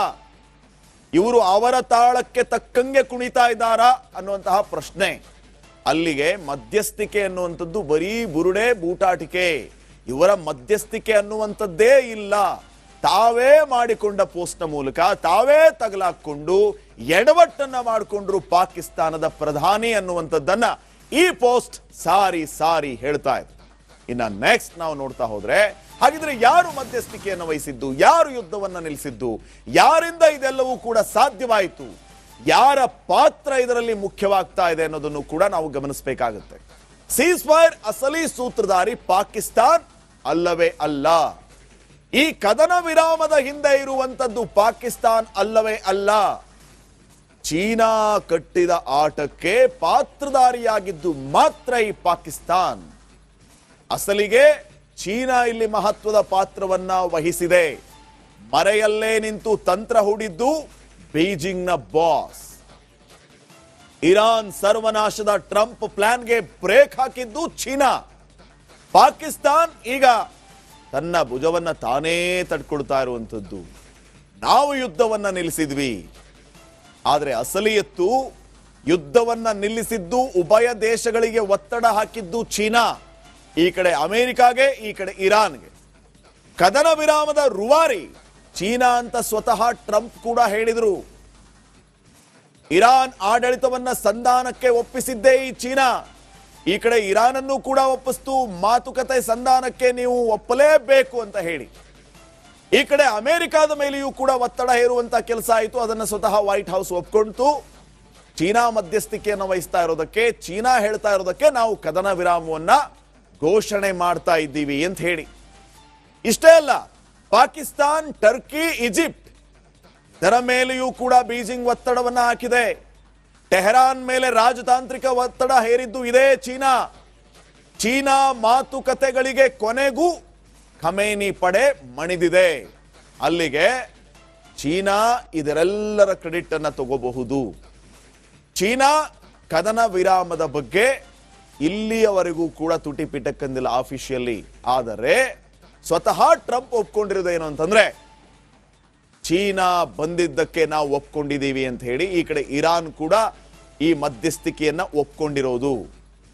ಈಗ ಸತತ 1 ತಿಂಗಳಿಂದ ಮಧ್ಯಪ್ರಾಚ್ಯದಲ್ಲಿ ಕೇಳುತ್ತಿದ್ದ ಕ್ಷಿಪಣಿ ಡ್ರೋನ್ಗಳ ದಾಳಿಯ ಶಬ್ದ ಸದ್ಯಕ್ಕೆ ಕಡಿಮೆ ಆಗಿದೆ. ಇರಾನ್ ಮತ್ತು ಅಮೆರಿಕ ನಡುವಿನ ಶಾಂತಿ ಒಪ್ಪಂದಕ್ಕೂ ಇಸ್ರೇಲ್ ಒಪ್ಕೊಂಡಿದೆ. ಆದರೆ ನಮ್ಮದು ಮತ್ತು ಲೆಬನಾನ್ನದ್ದು ಮತ್ತೊಂದು ಲೆಕ್ಕ ಅಂತ ನೇತನ್ಯಾಹು ತನ್ನ ರಣಭೀಕರ ದಾಳಿಯ ಮೂಲಕ ಹೇಳ್ತಾ ಇದ್ದಾರೆ.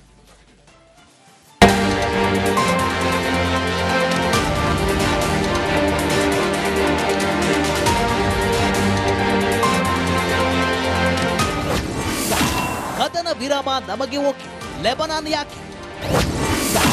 ಹಿಜ್ಬುಲ್ಲಾ ನೆಲೆಗಳ ಮೇಲೆ ಮತ್ತೆ ಇಸ್ರೇಲ್ ದಾಳಿ. ಮಧ್ಯಪ್ರಾಚ್ಯದಲ್ಲಿ ಕಳೆದ 40 ದಿನಗಳಿಂದ ನಡೆಯುತ್ತಿರುವ ರಣಭೀಕರ ಕಾಳಗಕ್ಕೆ ಬುನಾದಿ ಹಾಕಿದ್ದೇ ಇಸ್ರೇಲ್. ಅಮೆರಿಕಾಗೆ ಇರಾನ್ನಲ್ಲಿರೋ ತೈಲ ಸಾಗರದ ಆಸೆ ತೋರಿಸಿದ್ದ ನೆತನ್ಯಾಹು ಮಾಜಿ ಸುಪ್ರೀಂ ಲೀಡರ್ ಆಯತ್ತುಲ್ಲಾ ಖಮೇನಿ ಹತ್ಯೆಗೆ ಮುಹೂರ್ತವನ್ನ ನಿರ್ಧರಿಸಿ ಬಿಟ್ಟಿದ್ದಾರೆ. ನೆತನ್ಯಾಹು ಮೋಡಿಗೆ ಮರುಳಾಗಿ ರಣರಂಗ ಪ್ರವೇಶಿಸಿದ್ದ ಟ್ರಂಪ್ ಕೊನೆಗೂ ಇರಾನ್ ಜೊತೆ ಸಂಧಾನ ಮಾಡಿಕೊಂಡಿದ್ದಾರೆ. ಆದರೆ ಒಲ್ಲದ ಮನಸ್ಸಿನಿಂದಲೇ ಕದನ ವಿರಾಮವನ್ನ ಒಪ್ಪಿಕೊಂಡಿರೋ ನೆತನ್ಯಾಹು ಹೊಸ ಆಟ ಕಟ್ಟಿದ್ದಾರೆ. ಹೌದು, ಇರಾನ್ ಜೊತೆಗಿನ 2 ವಾರಗಳ ಕದನ ವಿರಾಮ ನಮಗೆ ಓಕೆ ಅಂದಿರೋ ಇಸ್ರೇಲ್, ಆದರೆ ಇದು ಲೆಬನಾನ್ಗೆ ಅನ್ವಯಿಸಲ್ಲ ಎಂದಿದೆ. ಮಾತ್ರವಲ್ಲ, ಬೇರೂತ್ ಮೇಲೆ ಭೀಕರ ದಾಳಿ ಮಾಡಿದೆ. ನೆತನ್ಯಾಹು ಹೇಳಿಕೆ ಬೆನ್ನಲ್ಲೇ ಲೆಬನಾನ್ ಪ್ರಾಂತ್ಯದ ಮೇಲೆ ಇಸ್ರೇಲ್ ಪಡೆಗಳು ದಾಳಿ ಮಾಡಿವೆ. ದಕ್ಷಿಣ ಲೆಬನಾನ್ನ ಬರಾಚಿತ್ ಪಟ್ಟಣ, ಟೈರ್ ನಗರದಲ್ಲಿ ವಾಹನಗಳು ಸೇರಿದಂತೆ ಆಂಬ್ಯುಲೆನ್ಸ್ ಮೇಲೂ ಡ್ರೋನ್ ದಾಳಿಯಾಗಿದೆ. ಜನವಸತಿ ಪ್ರದೇಶಗಳು ಮಾತ್ರವಲ್ಲ, ಸೌತ್ ಲೆಬನಾನ್ನಲ್ಲಿರುವ ಹಿಜ್ಬುಲ್ಲಾ ನೆಲೆಗಳನ್ನ ಗುರಿಯಾಗಿಸಿ ಐಡಿಎಫ್ ಕ್ಷಿಪಣಿ ದಾಳಿ ಮಾಡಿದೆ.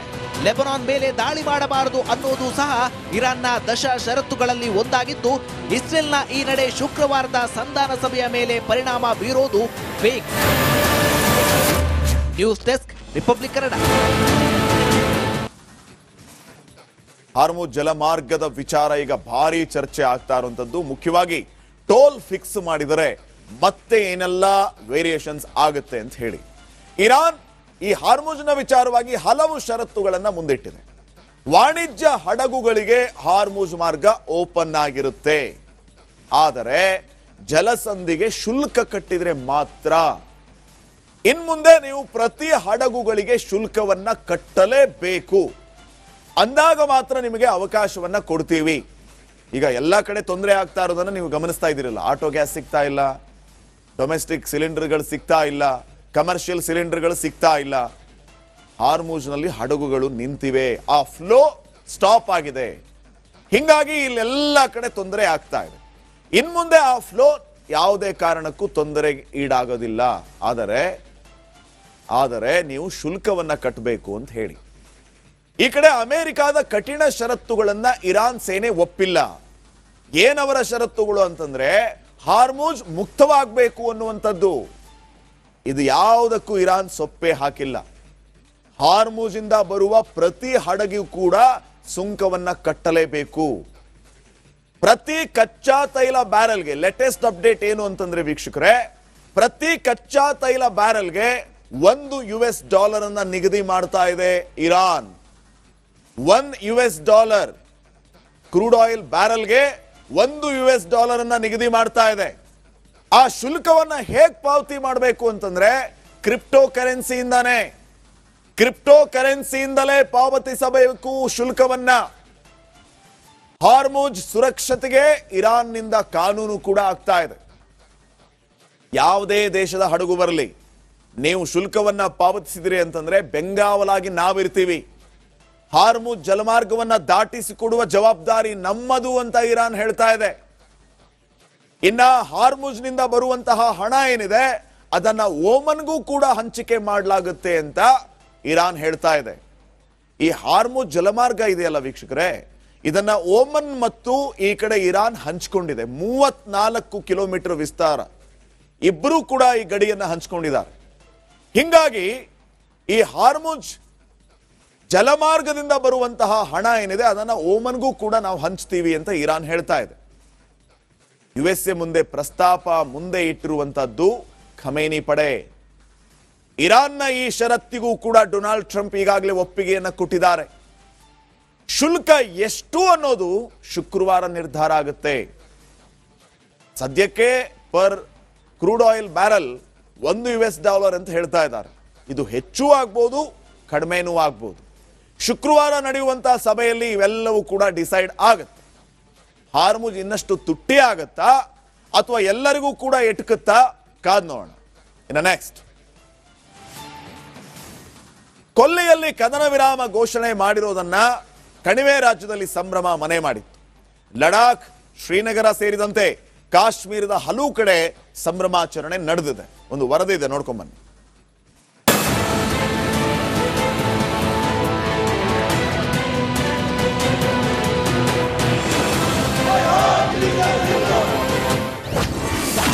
ಕೊಲ್ಲಿಯ ಕದನ ವಿರಾಮಕ್ಕೆ ಕಾಶ್ಮೀರದಲ್ಲಿ ಸಂಭ್ರಮ.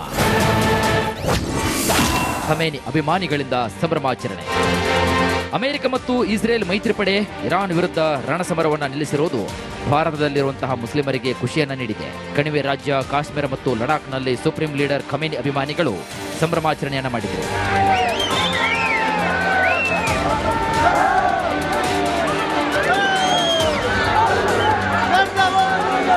ಜಮ್ಮು ಮತ್ತು ಕಾಶ್ಮೀರದ ರಾಜಧಾನಿ ಶ್ರೀನಗರದಲ್ಲಿ ಮುಸ್ಲಿಂ ಸಮುದಾಯ ಸಂಭ್ರಮಾಚರಣೆ ಮಾಡಿತ್ತು.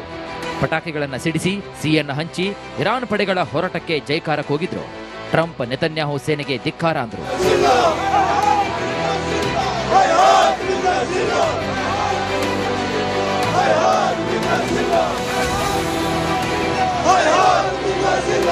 ಇನ್ನು ಕಾಶ್ಮೀರದ ಬಂಡೀಪುರದಲ್ಲೂ ಕೂಡ ಖಮೇನಿ ಅಭಿಮಾನಿಗಳ ಸಂಭ್ರಮ ಜೋರಾಗಿಯೇ ಇತ್ತು.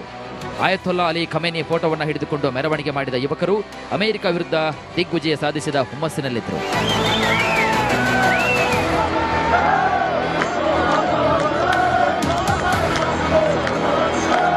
ಬುದ್ಗಾಮ್ನಲ್ಲೂ ಇರಾನ್ ಬೆಂಬಲಿಗರ ಸೆಲೆಬ್ರೇಷನ್ಗೆ ಯಾವ ಅಡೆತಡೆಯೂ ಕೂಡ ಇರಲಿಲ್ಲ. ಸಣ್ಣಗೆ ಬೀಳುತ್ತಿದ್ದ ಮಳೆಯ ಹನಿಯ ನಡುವೆ ಕುಣಿದು ಕುಪ್ಪಳಿಸಿದ್ರು. ಶಾಶ್ವತವಾಗಿ ಕದನ ವಿರಾಮ ಘೋಷಣೆ ಮಾಡಿರೋ ಜೋಶ್ನಲ್ಲಿದ್ರು. और अमेरिका इसराइल जैसे सुपर पावर जालिम उन्होंने ये सोचा कि कुछ ही 1-2 हफ्ते के अंदर जो है इस निजाम को, निजामी इलाही को, निजामी इंसानियत को खत्म करने का उन लोगों ने दावा किया. लेकिन इस इस्तिकामत की वजह से अल्हम्दुलिल्लाह जो ये कामयाबी जो है फैलन जो 2 हफ्ते का सीज फायर हुआ तो एक बड़ी कामयाबी आलम इस्लाम और तमाम इंसानियत की एक बड़ी कामयाबी है. ಇರಾನ್ ಅಮೆರಿಕ ನಡುವಿನ 40 ದಿನಗಳ ಕದನ ಈ ಎರಡು ದೇಶಗಳ ಮಾತ್ರವಲ್ಲ, ಇಡೀ ವಿಶ್ವವನ್ನೇ ಕತ್ತಿಯ ಅಂಚಿನಲ್ಲಿ ನಿಲ್ಲಿಸಿತ್ತು. ಇದೀಗ ಖಮೇನಿ ಅಭಿಮಾನಿಗಳು ಸಂಭ್ರಮದ ಮೂಡ್ನಲ್ಲಿದ್ರೆ ಅತ್ತ ಇಸ್ರೇಲ್ ರೋಷಾಗ್ನಿಯಿಂದ ಕುದಿತಾ ಇದೆ. News desk, Republic Kannada. ಈ ಕದನ ವಿರಾಮದಿಂದ ಭಾರತಕ್ಕೆ ಒಂದು ರೀತಿ ನಿರಾಳ ಸಮಾಧಾನ. ಯಾಕಂದ್ರೆ ಎಲ್ಲರ ಪ್ರಶ್ನೆ ಆಗಿದ್ದೇನು, ಯುದ್ಧ ಯಾವಾಗ ನಿಲ್ಲುತ್ತೆ, ಯಾವಾಗ ಎಲ್ರಿಗೂ ಸರಳವಾಗಿ ಸಿಲಿಂಡರ್ ಸಿಗುತ್ತೆ. ಯುದ್ಧದಿಂದಾನೇ ನಮಗೆ ಸಮಸ್ಯೆ ಆಗ್ತಾ ಇದೆ, ಯುದ್ಧ ನಿಂತರೆ ನಮ್ಮ ಮನೆಗೆ ಸಿಲಿಂಡರ್ ಬರುತ್ತೆ. ಹೀಗೆ ನಾನಾ ರೀತಿಯ ಚರ್ಚೆಗಳಾಗ್ತಾ ಇದೆ. ಈಗ ಡಿಪ್ಲೊಮ್ಯಾಟಿಕಲಿ ನಾವು ನೋಡೋದಾದ್ರೆ ಏನೆಲ್ಲ ಚರ್ಚೆಗಳಾಗ್ತಾ ಇದೆ, ರಾಜತಾಂತ್ರಿಕವಾಗಿ ಯಾವ ರೀತಿಯ ಮಾತುಕತೆ ಆಗಿದೆ. ಭಾರತಕ್ಕಂತೂ ಹಾರ್ಮುಜ್ನ ಭಯ ಇಲ್ಲ. ಹಾರ್ಮುಜ್ ಜಲಮಾರ್ಗದಿಂದ ನಮಗೆ ಹಂತ ಹಂತವಾಗಿ ಹಡಗುಗಳು ಬಂದಿದೆ. ಗುಜರಾತಿಗೆ ಬಂದಿದೆ, ಮಂಗಳೂರಿಗೆ ಬಂದಿದೆ. ಈ ಕದನ ವಿರಾಮ ಘೋಷಣೆಯಿಂದ ಭಾರತ ಈಗ ಇನ್ನಷ್ಟು ನಿರಾಳ. ಸರಾಗವಾಗಿ ಭಾರತಕ್ಕೆ ತೈಲ, ಗ್ಯಾಸ್ ಪೂರೈಕೆ ಆಗ್ಲಿಕ್ಕಿದೆ. ವಾಣಿಜ್ಯ ವ್ಯವಹಾರಗಳಿಗೆ ಯಾವುದೇ ರೀತಿಯ ಸಮಸ್ಯೆ ಆಗಲ್ಲ. ಗ್ಯಾಸ್, ತೈಲ ಬೆಲೆ ಏರಿಕೆ ಆತಂಕ ದೂರ ಆಗ್ಲಿಕ್ಕಿದೆ. ಇರಾನ್ ಜೊತೆಗೆ ಸ್ನೇಹ ಸಂಬಂಧ ಯಥಾವತ್ತಾಗಿ ಮುಂದುವರಿಯುತ್ತೆ. ಭಾರತ ಇರಾನ್ ತೈಲವನ್ನು ಕೂಡ ಖರೀದಿ ಮಾಡಬಹುದು. ಅಮೆರಿಕ ಹುಚ್ಚು ನಿರ್ಧಾರಗಳಿಂದಾಗಿ ಸಮಸ್ಯೆ ಆಗಿದ್ದು ನಿಜ. ಅವರು ನಿರ್ಬಂಧ ಹೇರಿದ್ದು, ಟ್ಯಾರಿಫ್ ಇತ್ಯಾದಿ ಇತ್ಯಾದಿ. ಈಗ ಸದ್ಯಕ್ಕೆ ಭಾರತಕ್ಕೆ ಡಿಸ್ಕೌಂಟ್ ರೇಟ್ ಅಲ್ಲಿ ಇರಾನ್ ತೈಲ ಪೂರೈಕೆ ಮಾಡುತ್ತೆ. ಗಲ್ಫ್ಗೆ ಭಾರತದ ಸಪ್ಲೈ ಚೈನ್ ಮರು ಆರಂಭ ಆಗುತ್ತೆ. ಮೊದಲು ಇದ್ದಂತ ಆ ಫ್ಲೋ ಈಗ ಯಾವುದೇ ರೀತಿಯ ತೊಂದರೆ ಆಗೋದಿಲ್ಲ. ಮತ್ತೆ ಯಥಾವತ್ತಾಗಿ ಆ ಫ್ಲೋ ಮುಂದುವರಿಯುತ್ತೆ. ನಮಗೆ ಸಿಲಿಂಡರ್ಗಳು ಯಥೇಚ್ಛವಾಗಿ ಸಿಗುತ್ತೆ ಅನ್ನುವಂತ ಒಂದು ಸಂದೇಶ. ಯುದ್ಧದ ಕಾರಣಕ್ಕಾಗಿ ನೆಲ ಕಚ್ಚಿದ್ದು ಶೇರ್ ಮಾರ್ಕೆಟ್. ಈಗ ಆ ಶೇರ್ ಮಾರ್ಕೆಟ್ ಕೂಡ ಸ್ಥಿರವಾಗುತ್ತೆ. ತೈಲೋತ್ಪನ್ನಗಳ ಬೆಲೆ ಏರಲ್ಲ, ಹಣದುಬ್ಬರವು ಕಡಿಮೆ ಆಗುತ್ತೆ. ಗಲ್ಫ್ ರಾಷ್ಟ್ರಗಳಿಗೆ ಮತ್ತೆ ವಿಮಾನ ಸಂಚಾರವೂ ಕೂಡ ಆರಂಭ ಆಗುತ್ತೆ. ಒಂದು ಕದನ ವಿರಾಮ ಇಷ್ಟೆಲ್ಲ ಬೆಳವಣಿಗೆಗೆ ಕಾರಣ ಆಗುತ್ತೆ. ಶುಕ್ರವಾರದ ಸಭೆಯ ನಂತರವೂ ಕೂಡ ಇದೇ ರೀತಿ ಶಾಂತಿ ಮಾತುಕತೆ ಮುಂದುವರೆದು ಎಲ್ಲ ಕಡೆನೂ ಕೂಡ ಶಾಂತಿ ನೆಲೆಸಲಿ. ಯಾವುದೇ ಉದ್ಯಮದ ಮೇಲೆ ಯಾವುದೇ ರೀತಿಯ ಪರಿಣಾಮ ಬೀರೋದು ಬೇಡ. ಈ ಯುದ್ಧ ಅಂತ್ಯಗೊಂಡು ಎಲ್ಲವೂ ಕೂಡ ಸುಖಾಂತ್ಯ ಆಗಲಿ ಅನ್ನುವಂತಹ ಆಶಯ ನಮ್ಮ. ನೆಕ್ಸ್ಟ್, ಇರಾನ್ ಅಮೆರಿಕ ನಡುವಿನ ಯುದ್ಧದಲ್ಲಿ ಪಾಕಿಸ್ತಾನ್ ಮಧ್ಯವರ್ತಿಯ ಸ್ಥಾನದಲ್ಲಿ ಬಂದು ನಿಂತಿದೆ. ಮನಸ್ಸು ಮಾಡಿದರೆ ಭಾರತವೇ ಈ ಪಾತ್ರವನ್ನ ನಿರ್ವಹಿಸಿ ವಿಶ್ವಗುರು ಆಗುವತ್ತ ಮುನ್ನಡೆಯಬಹುದಿತ್ತು. ಭಾರತದ ಈ ನಿಲುವಿನ ಬಗ್ಗೆ ಈಗ ಅಂತಾರಾಷ್ಟ್ರೀಯ ಮಟ್ಟದಲ್ಲಿ ಈ ರೀತಿಯ ಚರ್ಚೆಗಳಾಗ್ತಾ ಇದೆ. ಯಾಕೆ ಭಾರತ ಮನಸ್ಸು ಮಾಡಲಿಲ್ಲ ಅನ್ನುವಂತಹ ಪ್ರಶ್ನೆಯನ್ನೂ ಮಾಡ್ತಾ ಇದ್ದಾರೆ. ಭಾರತದ ತಟಸ್ಥ ನಿಲುವೇ ಒಳ್ಳೆಯದು ಅಂತಾನೂ ಕೂಡ ಚರ್ಚೆ ಮಾಡ್ತಾ ಇದ್ದಾರೆ. ಅಂತಾರಾಷ್ಟ್ರೀಯ ವಿಶ್ಲೇಷಕರು ಮತ್ತು ಆರ್ಥಿಕ ತಜ್ಞರು ಈ ವಿಚಾರವಾಗಿ ಏನು ಹೇಳ್ತಾರೆ ಬನ್ನಿ ನೋಡೋಣ. ಈ ಪರಿಸ್ಥಿತಿಯಲ್ಲಿ ಮುಂದೆ ಭಾರತ ಯಾವ ರೀತಿಯ ಪಾತ್ರವನ್ನು ವಹಿಸಬೇಕು, ಲಾಂಗ್ ಟರ್ಮ್ ದೃಷ್ಟಿಯಿಂದ ನಾವು ಈಗೇನು ಒಂದು ರೀತಿಯಲ್ಲಿ ಸ್ಟ್ರಾಟಜಿಕ್ ಐಸೋಲೇಷನ್ ಅಂತ ಹೇಳಿದೀವಲ್ಲ, ಅಂದರೆ ಕಾರ್ಯಸಾಧುವಾದ ಅಥವಾ ಜಾಣತನದ ಒಂದು ರೀತಿಯ ದೂರ ಇರತಕ್ಕಂಥದ್ದನ್ನು ನಾವು ಮಾಡ್ಕೊಂಡಿದ್ದೀವಿ. ಅಂದರೆ ತಟಸ್ಥ ಅಂದರೆ totally we are not neutral. ನಾವು ಭಾಗವಹಿಸ್ತೇವೆ, ನಮ್ಮ ಅಭಿಪ್ರಾಯವನ್ನು ಕೊಡ್ತೇವೆ, ಆದರೆ ನಾವು ನೇರವಾಗಿ ಬೇರೆ ರಾಷ್ಟ್ರಗಳ ರೀತಿ ಪ್ರವೇಶ ಮಾಡಲಿಕ್ಕೆ ಹೋಗ್ಕೊಡುದು ಅಂತಕ್ಕಂಥದ್ದು ಒಂದು ದೃಷ್ಟಿನಲ್ಲಿ ಒಳ್ಳೆಯದು. ಅದು ಕಾರ್ಯರೂಪದಲ್ಲಿ ಬರಲಿಕ್ಕೆ ಒಂದು ರೀತಿಯಲ್ಲಿ ನಾವು ಪ್ರಯತ್ನವನ್ನು ಮಾಡ್ಬೋದು ಅಂತ. ಇನ್ನೊಂದು ಪಾಯಿಂಟ್ ಆಫ್ ವ್ಯೂ ಏನಂತಂದರೆ, ಭಾರತದ ಆರ್ಥಿಕ ಮತ್ತು ವಾಣಿಜ್ಯದ ದೃಷ್ಟಿಯಿಂದ, ಅಂದರೆ ನಮ್ಮ ವ್ಯವಹಾರಗಳಿದಾವಲ್ಲ, ಟ್ರೇಡ್ ರಿಲೇಷನ್ಸ್, ಅದನ್ನು ನಾವು ಇಂಪ್ರೂವ್ ಮಾಡ್ಕೊಳ್ಬೇಕು. ನಮಗೆ ಗಲ್ಫ್ ಕಂಟ್ರೀಸು ಬೇಕು, ಇರಾನು ಬೇಕು, ಅಮೇರಿಕಾವೂ ಬೇಕು, ಮತ್ತು ಇಸ್ರೇಲೂ ಬೇಕು. ಇಸ್ರೇಲಿಂದ ಅನೇಕ ರೀತಿಯ ಒಂದು ರಕ್ಷಣಾ ಒಂದು ತಂತ್ರಗಳನ್ನು ನಾವು ಪಡಿಬೇಕು, ಅವರು ಐರನ್ ಡೋಮ್ ಅಂತಕ್ಕಂಥ. ಸೊ ಈ ದೃಷ್ಟಿಯಿಂದ ನಾವು ಯಾರ ಶತ್ರುಗಳು ಅಲ್ಲ, ಭಾರತ ಯಾವತ್ತಿಗೂ ಯಾರ ಶತ್ರುನೇ ಅಲ್ಲ. ಪಾಕಿಸ್ತಾನ ಆ ರೀತಿ ನಮ್ಮನ್ನು ಬಿಂಬಿಸಿದ್ರು ಸಹ ನಾವು ಅದಕ್ಕೆ ಪ್ರತಿಕ್ರಿಯೆ ಕೊಡದೇ ಇರೋದೇ ಒಳ್ಳೆಯದೇ. ಕಾರಣ ಏನು, ನಮ್ಮ ನಿಲುವು ಬೇರೆ ಇದೆ. ನಾವು ಇನ್ನೊಂದು ರಾಷ್ಟ್ರದ 1 ಇಂಚು ಜಾಗವನ್ನು ನಾವು ಇವತ್ತು ಇಷ್ಟಪಟ್ಟಿಲ್ಲ. ಯಾಕಂದರೆ ಭಾರತಕ್ಕೆ ಇರ್ತಕ್ಕಂಥ ಸಮಸ್ಯೆಗಳು 140 ಕೋಟಿ ಜನರನ್ನು ಅವರನ್ನು ರಕ್ಷಿಸ್ತಕ್ಕಂಥದ್ದು, ಅವರಿಗೆ ಬೇಕಾದಂಥ ಅಭ್ಯುದಯ ಅಥವಾ ಕಲ್ಯಾಣ ವ್ಯವಸ್ಥೆಯನ್ನು ಮಾಡ್ತಕ್ಕಂಥದ್ದು ನಮ್ಮ ದೃಷ್ಟಿ ಇರೋದ್ರಿಂದ ಅದನ್ನು ನಾವು ನೋಡಬೇಕು. ಇನ್ನೂ ಒಂದೇ ಅಂದರೆ, ಒಂದು ರೀತಿಯಲ್ಲಿ ನಾವು ವಿಶ್ವದಲ್ಲಿ ಒಂದು ನಾಯಕತ್ವವನ್ನು ವಹಿಸಿ ಅಕ್ಕಪಕ್ಕದ ರಾಷ್ಟ್ರಗಳು ನಮ್ಮ ಮೇಲೆ ವಿಶ್ವಾಸ ಬರುವ ರೀತಿಯಲ್ಲಿ ನಡೆದುಕೊಂಡ್ರೆ ಬಹುಶಃ ನಮಗೊಂದು ಕ್ರೆಡಿಬಿಲಿಟಿ, ಅಂದರೆ ಅಂತಾರಾಷ್ಟ್ರೀಯ ಮಟ್ಟದಲ್ಲಿ ಭಾರತಕ್ಕೆ ತನ್ನದೇ ಆದಂಥ ಒಂದು ನಂಬಿಕೆಯನ್ನು ಬರ್ತಕ್ಕಂಥದ್ದು. ಕಾರಣ ಅನೇಕ ರೀತಿಯಲ್ಲಿ ಇರಾನ್ ಭಾರತವನ್ನು ಮಧ್ಯಸ್ಥಿಕೆ ವಹಿಸಿ ಅಂತ ಕೇಳ್ಬೋದಿತ್ತು. ಆದರೆ ಪಾಕಿಸ್ತಾನ ಅವ್ರಿಗೆ ತುಂಬ ಹತ್ತಿರದಲ್ಲಿದೆ, ಧರ್ಮದ ದೃಷ್ಟಿಯಿಂದ ಇರ್ಬೋದು ಮತ್ತು ಬಾರ್ಡರ್ ದೃಷ್ಟಿಯಿಂದ ಇರ್ಬೋದು ಇರಾನ್ನವ್ರಿಗೆ. ಸೊ ಇರಾನು ಮತ್ತು ಅಮೇರಿಕ ಒಟ್ಟಿಗೆ ಟ್ರಸ್ಟ್ ಮಾಡ್ತಕ್ಕಂಥದ್ದು ಪಾಕಿಸ್ತಾನ. ಅದನ್ನು ನಾವು ಒಂದು ರೀತಿಯಲ್ಲಿ ಅದು ನಮಗೆ ಅವಕಾಶ ತಪ್ಪಿತು ಅಂದೋದು ಸಹ ನಾವು ದುಃಖ ಪಡುವಂಥ ಅಥವಾ ವಿಷಾದ ಪಡ್ತಕ್ಕಂಥದ್ದೇನಿಲ್ಲ. ಭಾರತಕ್ಕೆ ತನಗೇ ಬೇಕಾದಂಥ ಮುಂದಿನ ಅನೇಕ ಕಾರ್ಯಕ್ರಮಗಳನ್ನು ನಾವು ಈ ಗಲ್ಫ್ ರಾಷ್ಟ್ರಗಳ ಸಹಕಾರದಿಂದ ಪಡೆಯಬೇಕು. ಆದರೆ ಇರಾನ್ ಈಗ ಆಲ್ರೆಡಿ ಘೋಷಣೆ ಮಾಡಿರೋ ಪ್ರಕಾರ ಮುಂದಿನ ದಿನಗಳಲ್ಲಿ ಸ್ಟ್ರೇಟ್ ಆಫ್ ಹೊರ್ಮುಜ್ ಏನಿದೆ ಅದು ಫ್ರೀ ಮೀಲ್ ಆಗಿರೋದಿಲ್ಲ, ಅದಕ್ಕೆ ಬೆಲೆ ಕೊಡಲೇಬೇಕಾಗುತ್ತೆ ಅನ್ನೋ ಒಂದು ತೀರ್ಮಾನಕ್ಕೆ ಈಗಾಗಲೇ ಬಂದಿರುವಂಥದ್ದು. ಹೀಗಾಗಿ ಭಾರತ ಒಂದು ಲೀಡರ್ಶಿಪ್ ರೋಲನ್ನು ಇಲ್ಲಿ ಪ್ಲೇ ಮಾಡ್ಬೋದಾಗಿತ್ತು.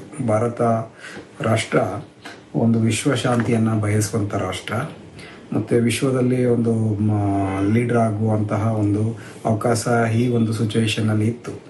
ಭಾರತ ತನ್ನ ಧೋರಣೆಗಳನ್ನು ಬದಲಾವಣೆ ಮಾಡಿಕೊಂಡು ಎಲ್ಲ ರಾಷ್ಟ್ರಗಳನ್ನು ಒಟ್ಟುಗೂಡಿಸಿ ಈ ಯುದ್ಧವನ್ನು ಮೊದಲೇ ಸ್ಥಾಪನೆ ಮಾಡಿ ಯುದ್ಧವನ್ನು ನಿಲ್ಲಿಸಿ ಒಂದು ಒಪ್ಪಂದವನ್ನು ಹಿಸ್ಟಾರಿಕಲ್ ಅಗ್ರಿಮೆಂಟನ್ನು ಇರಾನು ಮತ್ತು USA ಮತ್ತು ಇಸ್ರೇಲ್ ಮಾಡುವಂಥದ್ದು ಇತ್ತು.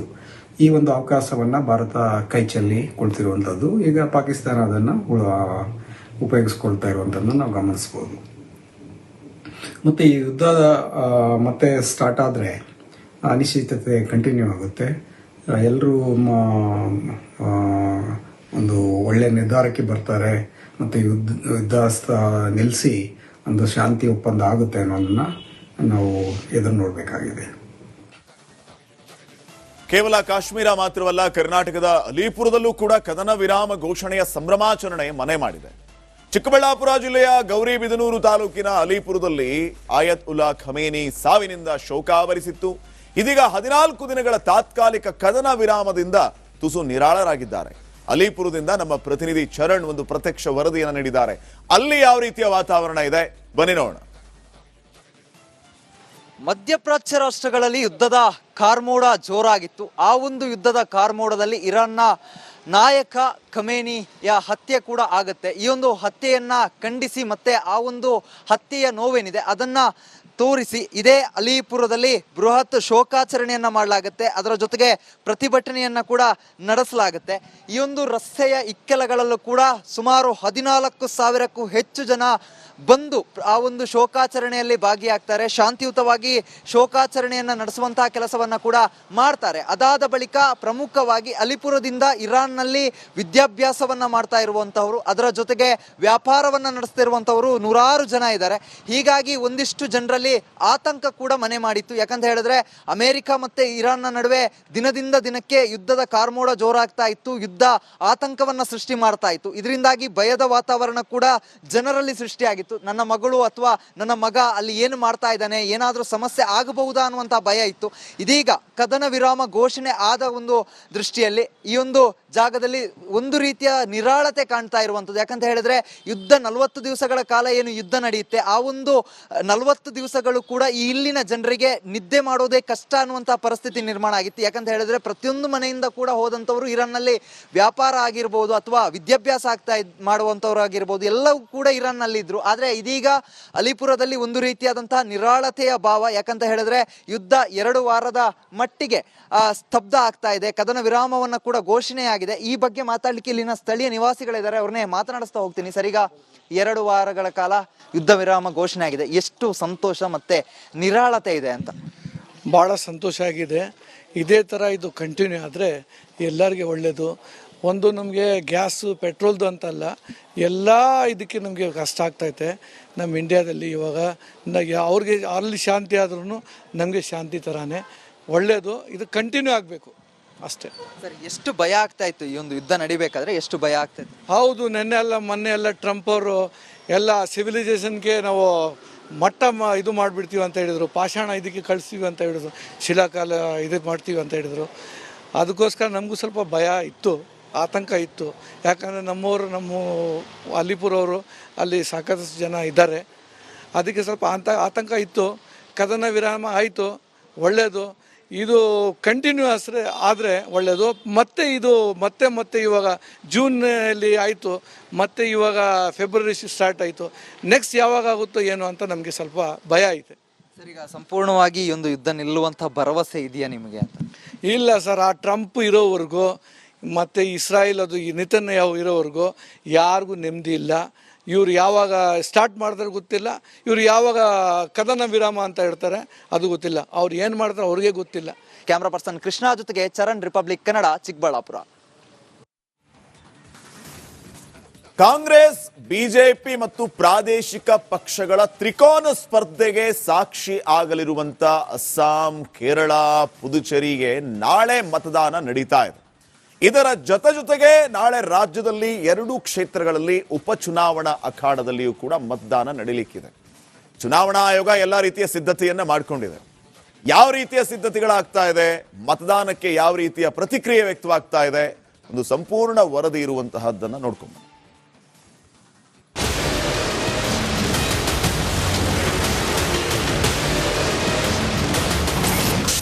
ಪಂಚರಾಜ್ಯ ಫೈಟ್ನಲ್ಲಿ ನಾಳೆ ಮೊದಲ ಮತದಾನ. ಕೇರಳ, ಅಸ್ಸಾಂ, ಪುದುಚೇರಿಯಲ್ಲಿ ಮತಯುದ್ಧ.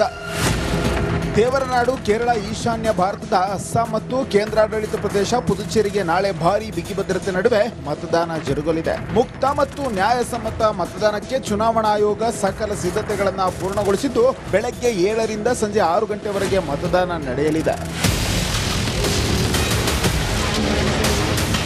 ಕೇರಳದಲ್ಲಿ ಸತತ 2 ಬಾರಿ ಅಧಿಕಾರ ಗದ್ದುಗೆ ಹಿಡಿದಿರುವ ಮುಖ್ಯಮಂತ್ರಿ ವಿಜಯ್ ಪಿಣರಾಯಿ ಅವರ LDF ಈ ಬಾರಿ ಆಡಳಿತ ವಿರೋಧಿ ಅಲೆಯನ್ನ ಮೆಟ್ಟಿ ಅಧಿಕಾರಕ್ಕೆ ಬರಲಿದೆಯೇ ಎಂಬುದು ತೀರ್ಮಾನವಾಗಲಿದೆ. LDF ಮತ್ತು UDF ನಡುವಣ ಕಾದಾಟದಲ್ಲಿ ಬಿಜೆಪಿ ಕಿಂಗ್ ಮೇಕರ್ ಆಗುವ ಕನಸು ಕಾಣುತ್ತಿದೆ. ವಲಸಿಗರು ನುಸುಳುಕೋರರೇ ಅಜೆಂಡವಾಗಿರುವ ಅಸ್ಸಾಂನಲ್ಲಿ 126 ವಿಧಾನಸಭಾ ಕ್ಷೇತ್ರಗಳಿಗೆ ಒಂದೇ ಹಂತದಲ್ಲಿ ನಾಳೆ ಮತದಾನ ನಡೆಯಲಿದೆ. ಮುಖ್ಯಮಂತ್ರಿ ಹಿಮಂತ್ ಬಿಶ್ವಾಸ್ ಶರ್ಮಾ ಹಾಗೂ ಲೋಕಸಭೆಯ ಕಾಂಗ್ರೆಸ್ ಉಪನಾಯಕ ಗೌರವ್ ಗೊಗೋಯ್ ನಡುವಿನ ಕುರುಕ್ಷೇತ್ರವೆಂದೇ ಈ ಚುನಾವಣೆ ಬಿಂಬಿತವಾಗಿದೆ. ಕೇಂದ್ರಾಡಳಿತ ಪ್ರದೇಶವಾದ ಪುದುಚೇರಿಯಲ್ಲಿ 30 ವಿಧಾನಸಭಾ ಕ್ಷೇತ್ರಗಳಲ್ಲಿ ನಾಳೆ ಒಂದೇ ಹಂತದ ಮತದಾನ ಜರುಗಲಿದೆ. ಇಲ್ಲಿ NDA ಮತ್ತು ಇಂಡಿಯಾ ಮೈತ್ರಿಕೂಟ ನಡುವೆ ಬಿರುಸಿನ ಸ್ಪರ್ಧೆ ಏರ್ಪಟ್ಟಿದೆ. ಕೇರಳ, ಅಸ್ಸಾಂ, ಪುದುಚೇರಿ ಮಾತ್ರವಲ್ಲ, ರಾಜ್ಯದ ಬಾಗಲಕೋಟೆ ಮತ್ತು ದಾವಣಗೆರೆ ದಕ್ಷಿಣ ಕ್ಷೇತ್ರದಲ್ಲೂ ನಾಳೆ ಮತದಾನ ನಡೆಯಲಿದೆ. ದಾವಣಗೆರೆ ದಕ್ಷಿಣ ಮತ್ತು ಬಾಗಲಕೋಟೆ ಕ್ಷೇತ್ರಗಳಲ್ಲಿ ಪೊಲೀಸರು ಬಿಗಿ ಭದ್ರತೆ ಒದಗಿಸಿದ್ದಾರೆ. 1400 ಜನ ಸಿಬ್ಬಂದಿಯನ್ನು ನಾವು ಎಲೆಕ್ಷನ್ಗೋಸ್ಕರ ಡಿಪ್ಲೋ ಮಾಡ್ಕೊಂಡಿದ್ದೇವೆ. ಸ್ಟ್ರೈಕಿಂಗ್ ಫೋರ್ಸ್ಗೋಸ್ಕರನೇ 5 KSRP, ಅದರ ಜೊತೆಗೆ ಸೆಂಟ್ರಲ್ ಆರ್ಮ್ಡ್ ಪೊಲೀಸ್ ಫೋರ್ಸು ಏನು ಸುಮಾರು 8 ತುಕಡಿಗಳು ಬಂದಿದ್ದಾವೆ. ಅದರಲ್ಲಿ 6 CISF ಮತ್ತು 2 CRPF ತುಕಡಿಗಳು ಬಂದಿದ್ದಾವೆ. ಈ ಎಲ್ಲ ತುಕಡಿಗಳನ್ನು ನಾವು ಈಗಾಗಲೇ ಚುನಾವಣೆ ನಿಗದಿಯಾದ ನಂತರ ಏರಿಯಾಗಳಲ್ಲಿ ರೂಟ್ ಮಾರ್ಚ್ ಮಾಡಿ ಜನರಲ್ಲಿ ಭಯಮುಕ್ತ ಒಂದು ವಾತಾವರಣವನ್ನು ನಾವು ಕ್ರಿಯೇಟ್ ಮಾಡಿದ್ದೇವೆ ಮತ್ತು ಈ ನಾಳೆ ನಡೆತಕ್ಕಂಥ ಎಲೆಕ್ಷನ್ಗೆ ಸೂಕ್ತ ಭದ್ರತಾ ವ್ಯವಸ್ಥೆಯನ್ನು ಮಾಡಿಕೊಂಡಿದ್ದೇವೆ. ಮತದಾನದ ಪ್ರಮಾಣ ಹೆಚ್ಚಿಸಲು ಚುನಾವಣಾ ಆಯೋಗ ಹೊಸ ಯೋಜನೆಗಳನ್ನು ಮಾಡಿದ್ದು, ಯುವ ಮತದಾನ ಕೇಂದ್ರ, ಮಹಿಳೆಯರಿಗೆ ಪಿಂಕ್ ಬೂತ್ ತೆರೆಯಲಾಗಿದೆ. ನಾಳೆ ಸಂಜೆ 6 ಗಂಟೆ ಸುಮಾರಿಗೆ ರಾಜಕೀಯ ನಾಯಕರ ಭವಿಷ್ಯ EVMನಲ್ಲಿ ಭದ್ರವಾಗಲಿದ್ದು, ಮೇ 5ರಂದು ಎಲ್ಲರ ಹಣೆಬರಹ ಬಯಲಾಗಲಿದೆ. News desk, Republic Kannada. ರಣಕಣ ಪಶ್ಚಿಮ ಬಂಗಾಳದಲ್ಲಿ ಟಿಎಂಸಿ ವರ್ಸಸ್ ಎಲೆಕ್ಷನ್ ಕಮಿಷನ್ ಅನ್ನುವಂತಹ ಪರಿಸ್ಥಿತಿ ನಿರ್ಮಾಣ ಆಗ್ಬಿಟ್ಟಿದೆ. ಸಂಸದ ಡೆರೆಕ್ ಒಬ್ರೇನ್ ಈಗ ಚುನಾವಣಾ ಆಯೋಗದ ಮೇಲೆ ನೇರವಾದಂತಹ ಆರೋಪವನ್ನ ಮಾಡ್ತಾ ಇದ್ದಾರೆ. ನಾವು ಚುನಾವಣಾ ಕಚೇರಿಗೆ ಹೋದಂತಹ ಸಂದರ್ಭದಲ್ಲಿ ನಮ್ಮನ್ನ ಗೆಟ್ ಲಾಸ್ಟ್ ಅಂತ ಹೇಳಿ ಇವರು ತಳ್ಳಿದ್ರು, ಹೊರಗಡೆ ಹಾಕಿದ್ರು ಅನ್ನುವಂತಹ ಆರೋಪವನ್ನ ಮಾಡ್ತಾ ಇದ್ದಾರೆ. ಆದ್ರೆ ಇದಕ್ಕೆ ಪ್ರತಿಯಾಗಿ ಚುನಾವಣಾ ಆಯೋಗ ಇಲ್ಲ ಅವರು ಕಚೇರಿಗೆ ಬಂದಾಗ ಅಸಭ್ಯವಾಗಿ ವರ್ತಿಸಿದ್ರು ಅನ್ನುವಂಥ ಸಮಜಾಯಿಷಿಯನ್ನ ಕೊಡ್ತಾ ಇದ್ದಾರೆ. ಯಾವ ರೀತಿಯ ಪರಿಸ್ಥಿತಿ ಅಂತಂದ್ರೆ ಬಿಜೆಪಿಯ ವಿರುದ್ಧ ಚುನಾವಣಾ ಕಣ ರಂಗೇರಿಲ್ಲ, ಟಿಎಂಸಿ ಅವರ ರಣಕಣ ರಂಗೇರಿರೋದು ಇಲೆಕ್ಷನ್ ಕಮಿಷನ್ನ ವಿರುದ್ಧ. ಏನೇನ್ ನಡೀತಾ ಇದೆ ವೆಸ್ಟ್ ಬೆಂಗಾಲ್ ಅಲ್ಲಿ ಒಂದ್ಸರಿ ನೋಡ್ಕೊಂಡ್ ಬನ್ನಿ.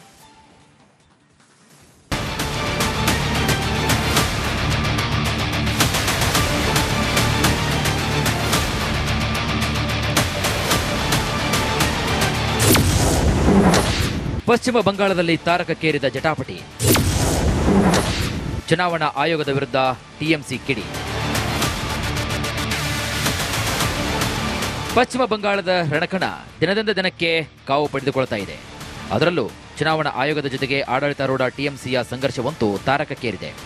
ಇಂದು ಆಯೋಗದ ಜೊತೆಗೆ ನಿಗದಿಯಾಗಿದ್ದ ಸಭೆ ಕೇವಲ 5 ನಿಮಿಷಕ್ಕೆ ಮುಗಿದಿದ್ದು, ಎಲೆಕ್ಷನ್ ಕಮಿಷನ್ ಬಿಜೆಪಿಯ ಪಕ್ಷಪಾತಿ ಅಂತ ದೀದಿ ಪಡೆ ಆರೋಪಿಸಿದೆ.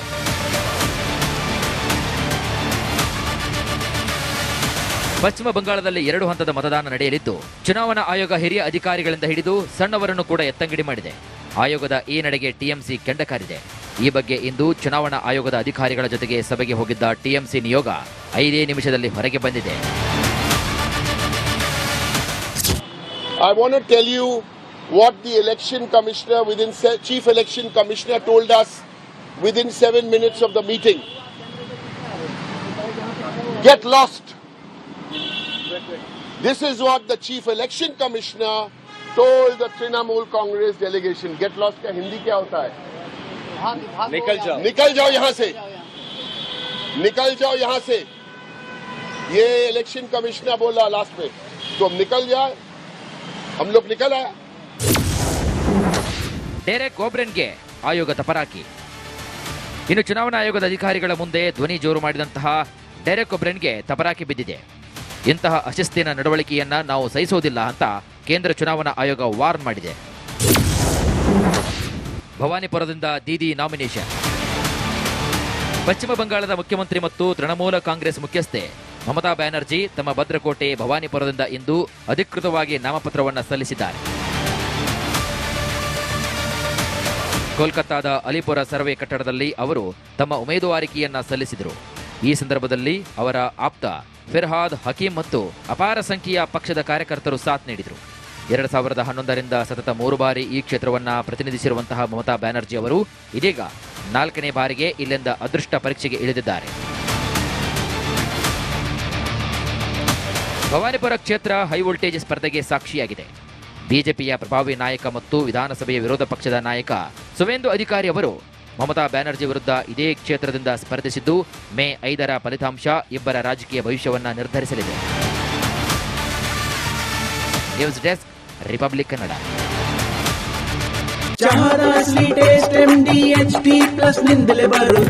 ಗಂಟು ಕಟ್ಟಿಕೋ ಲವಂಗ, ಹಸಿರು ಏಲಕ್ಕಿಯಿಂದ ತುಂಬಿದ MDH D+ ಮಸಾಲೆ.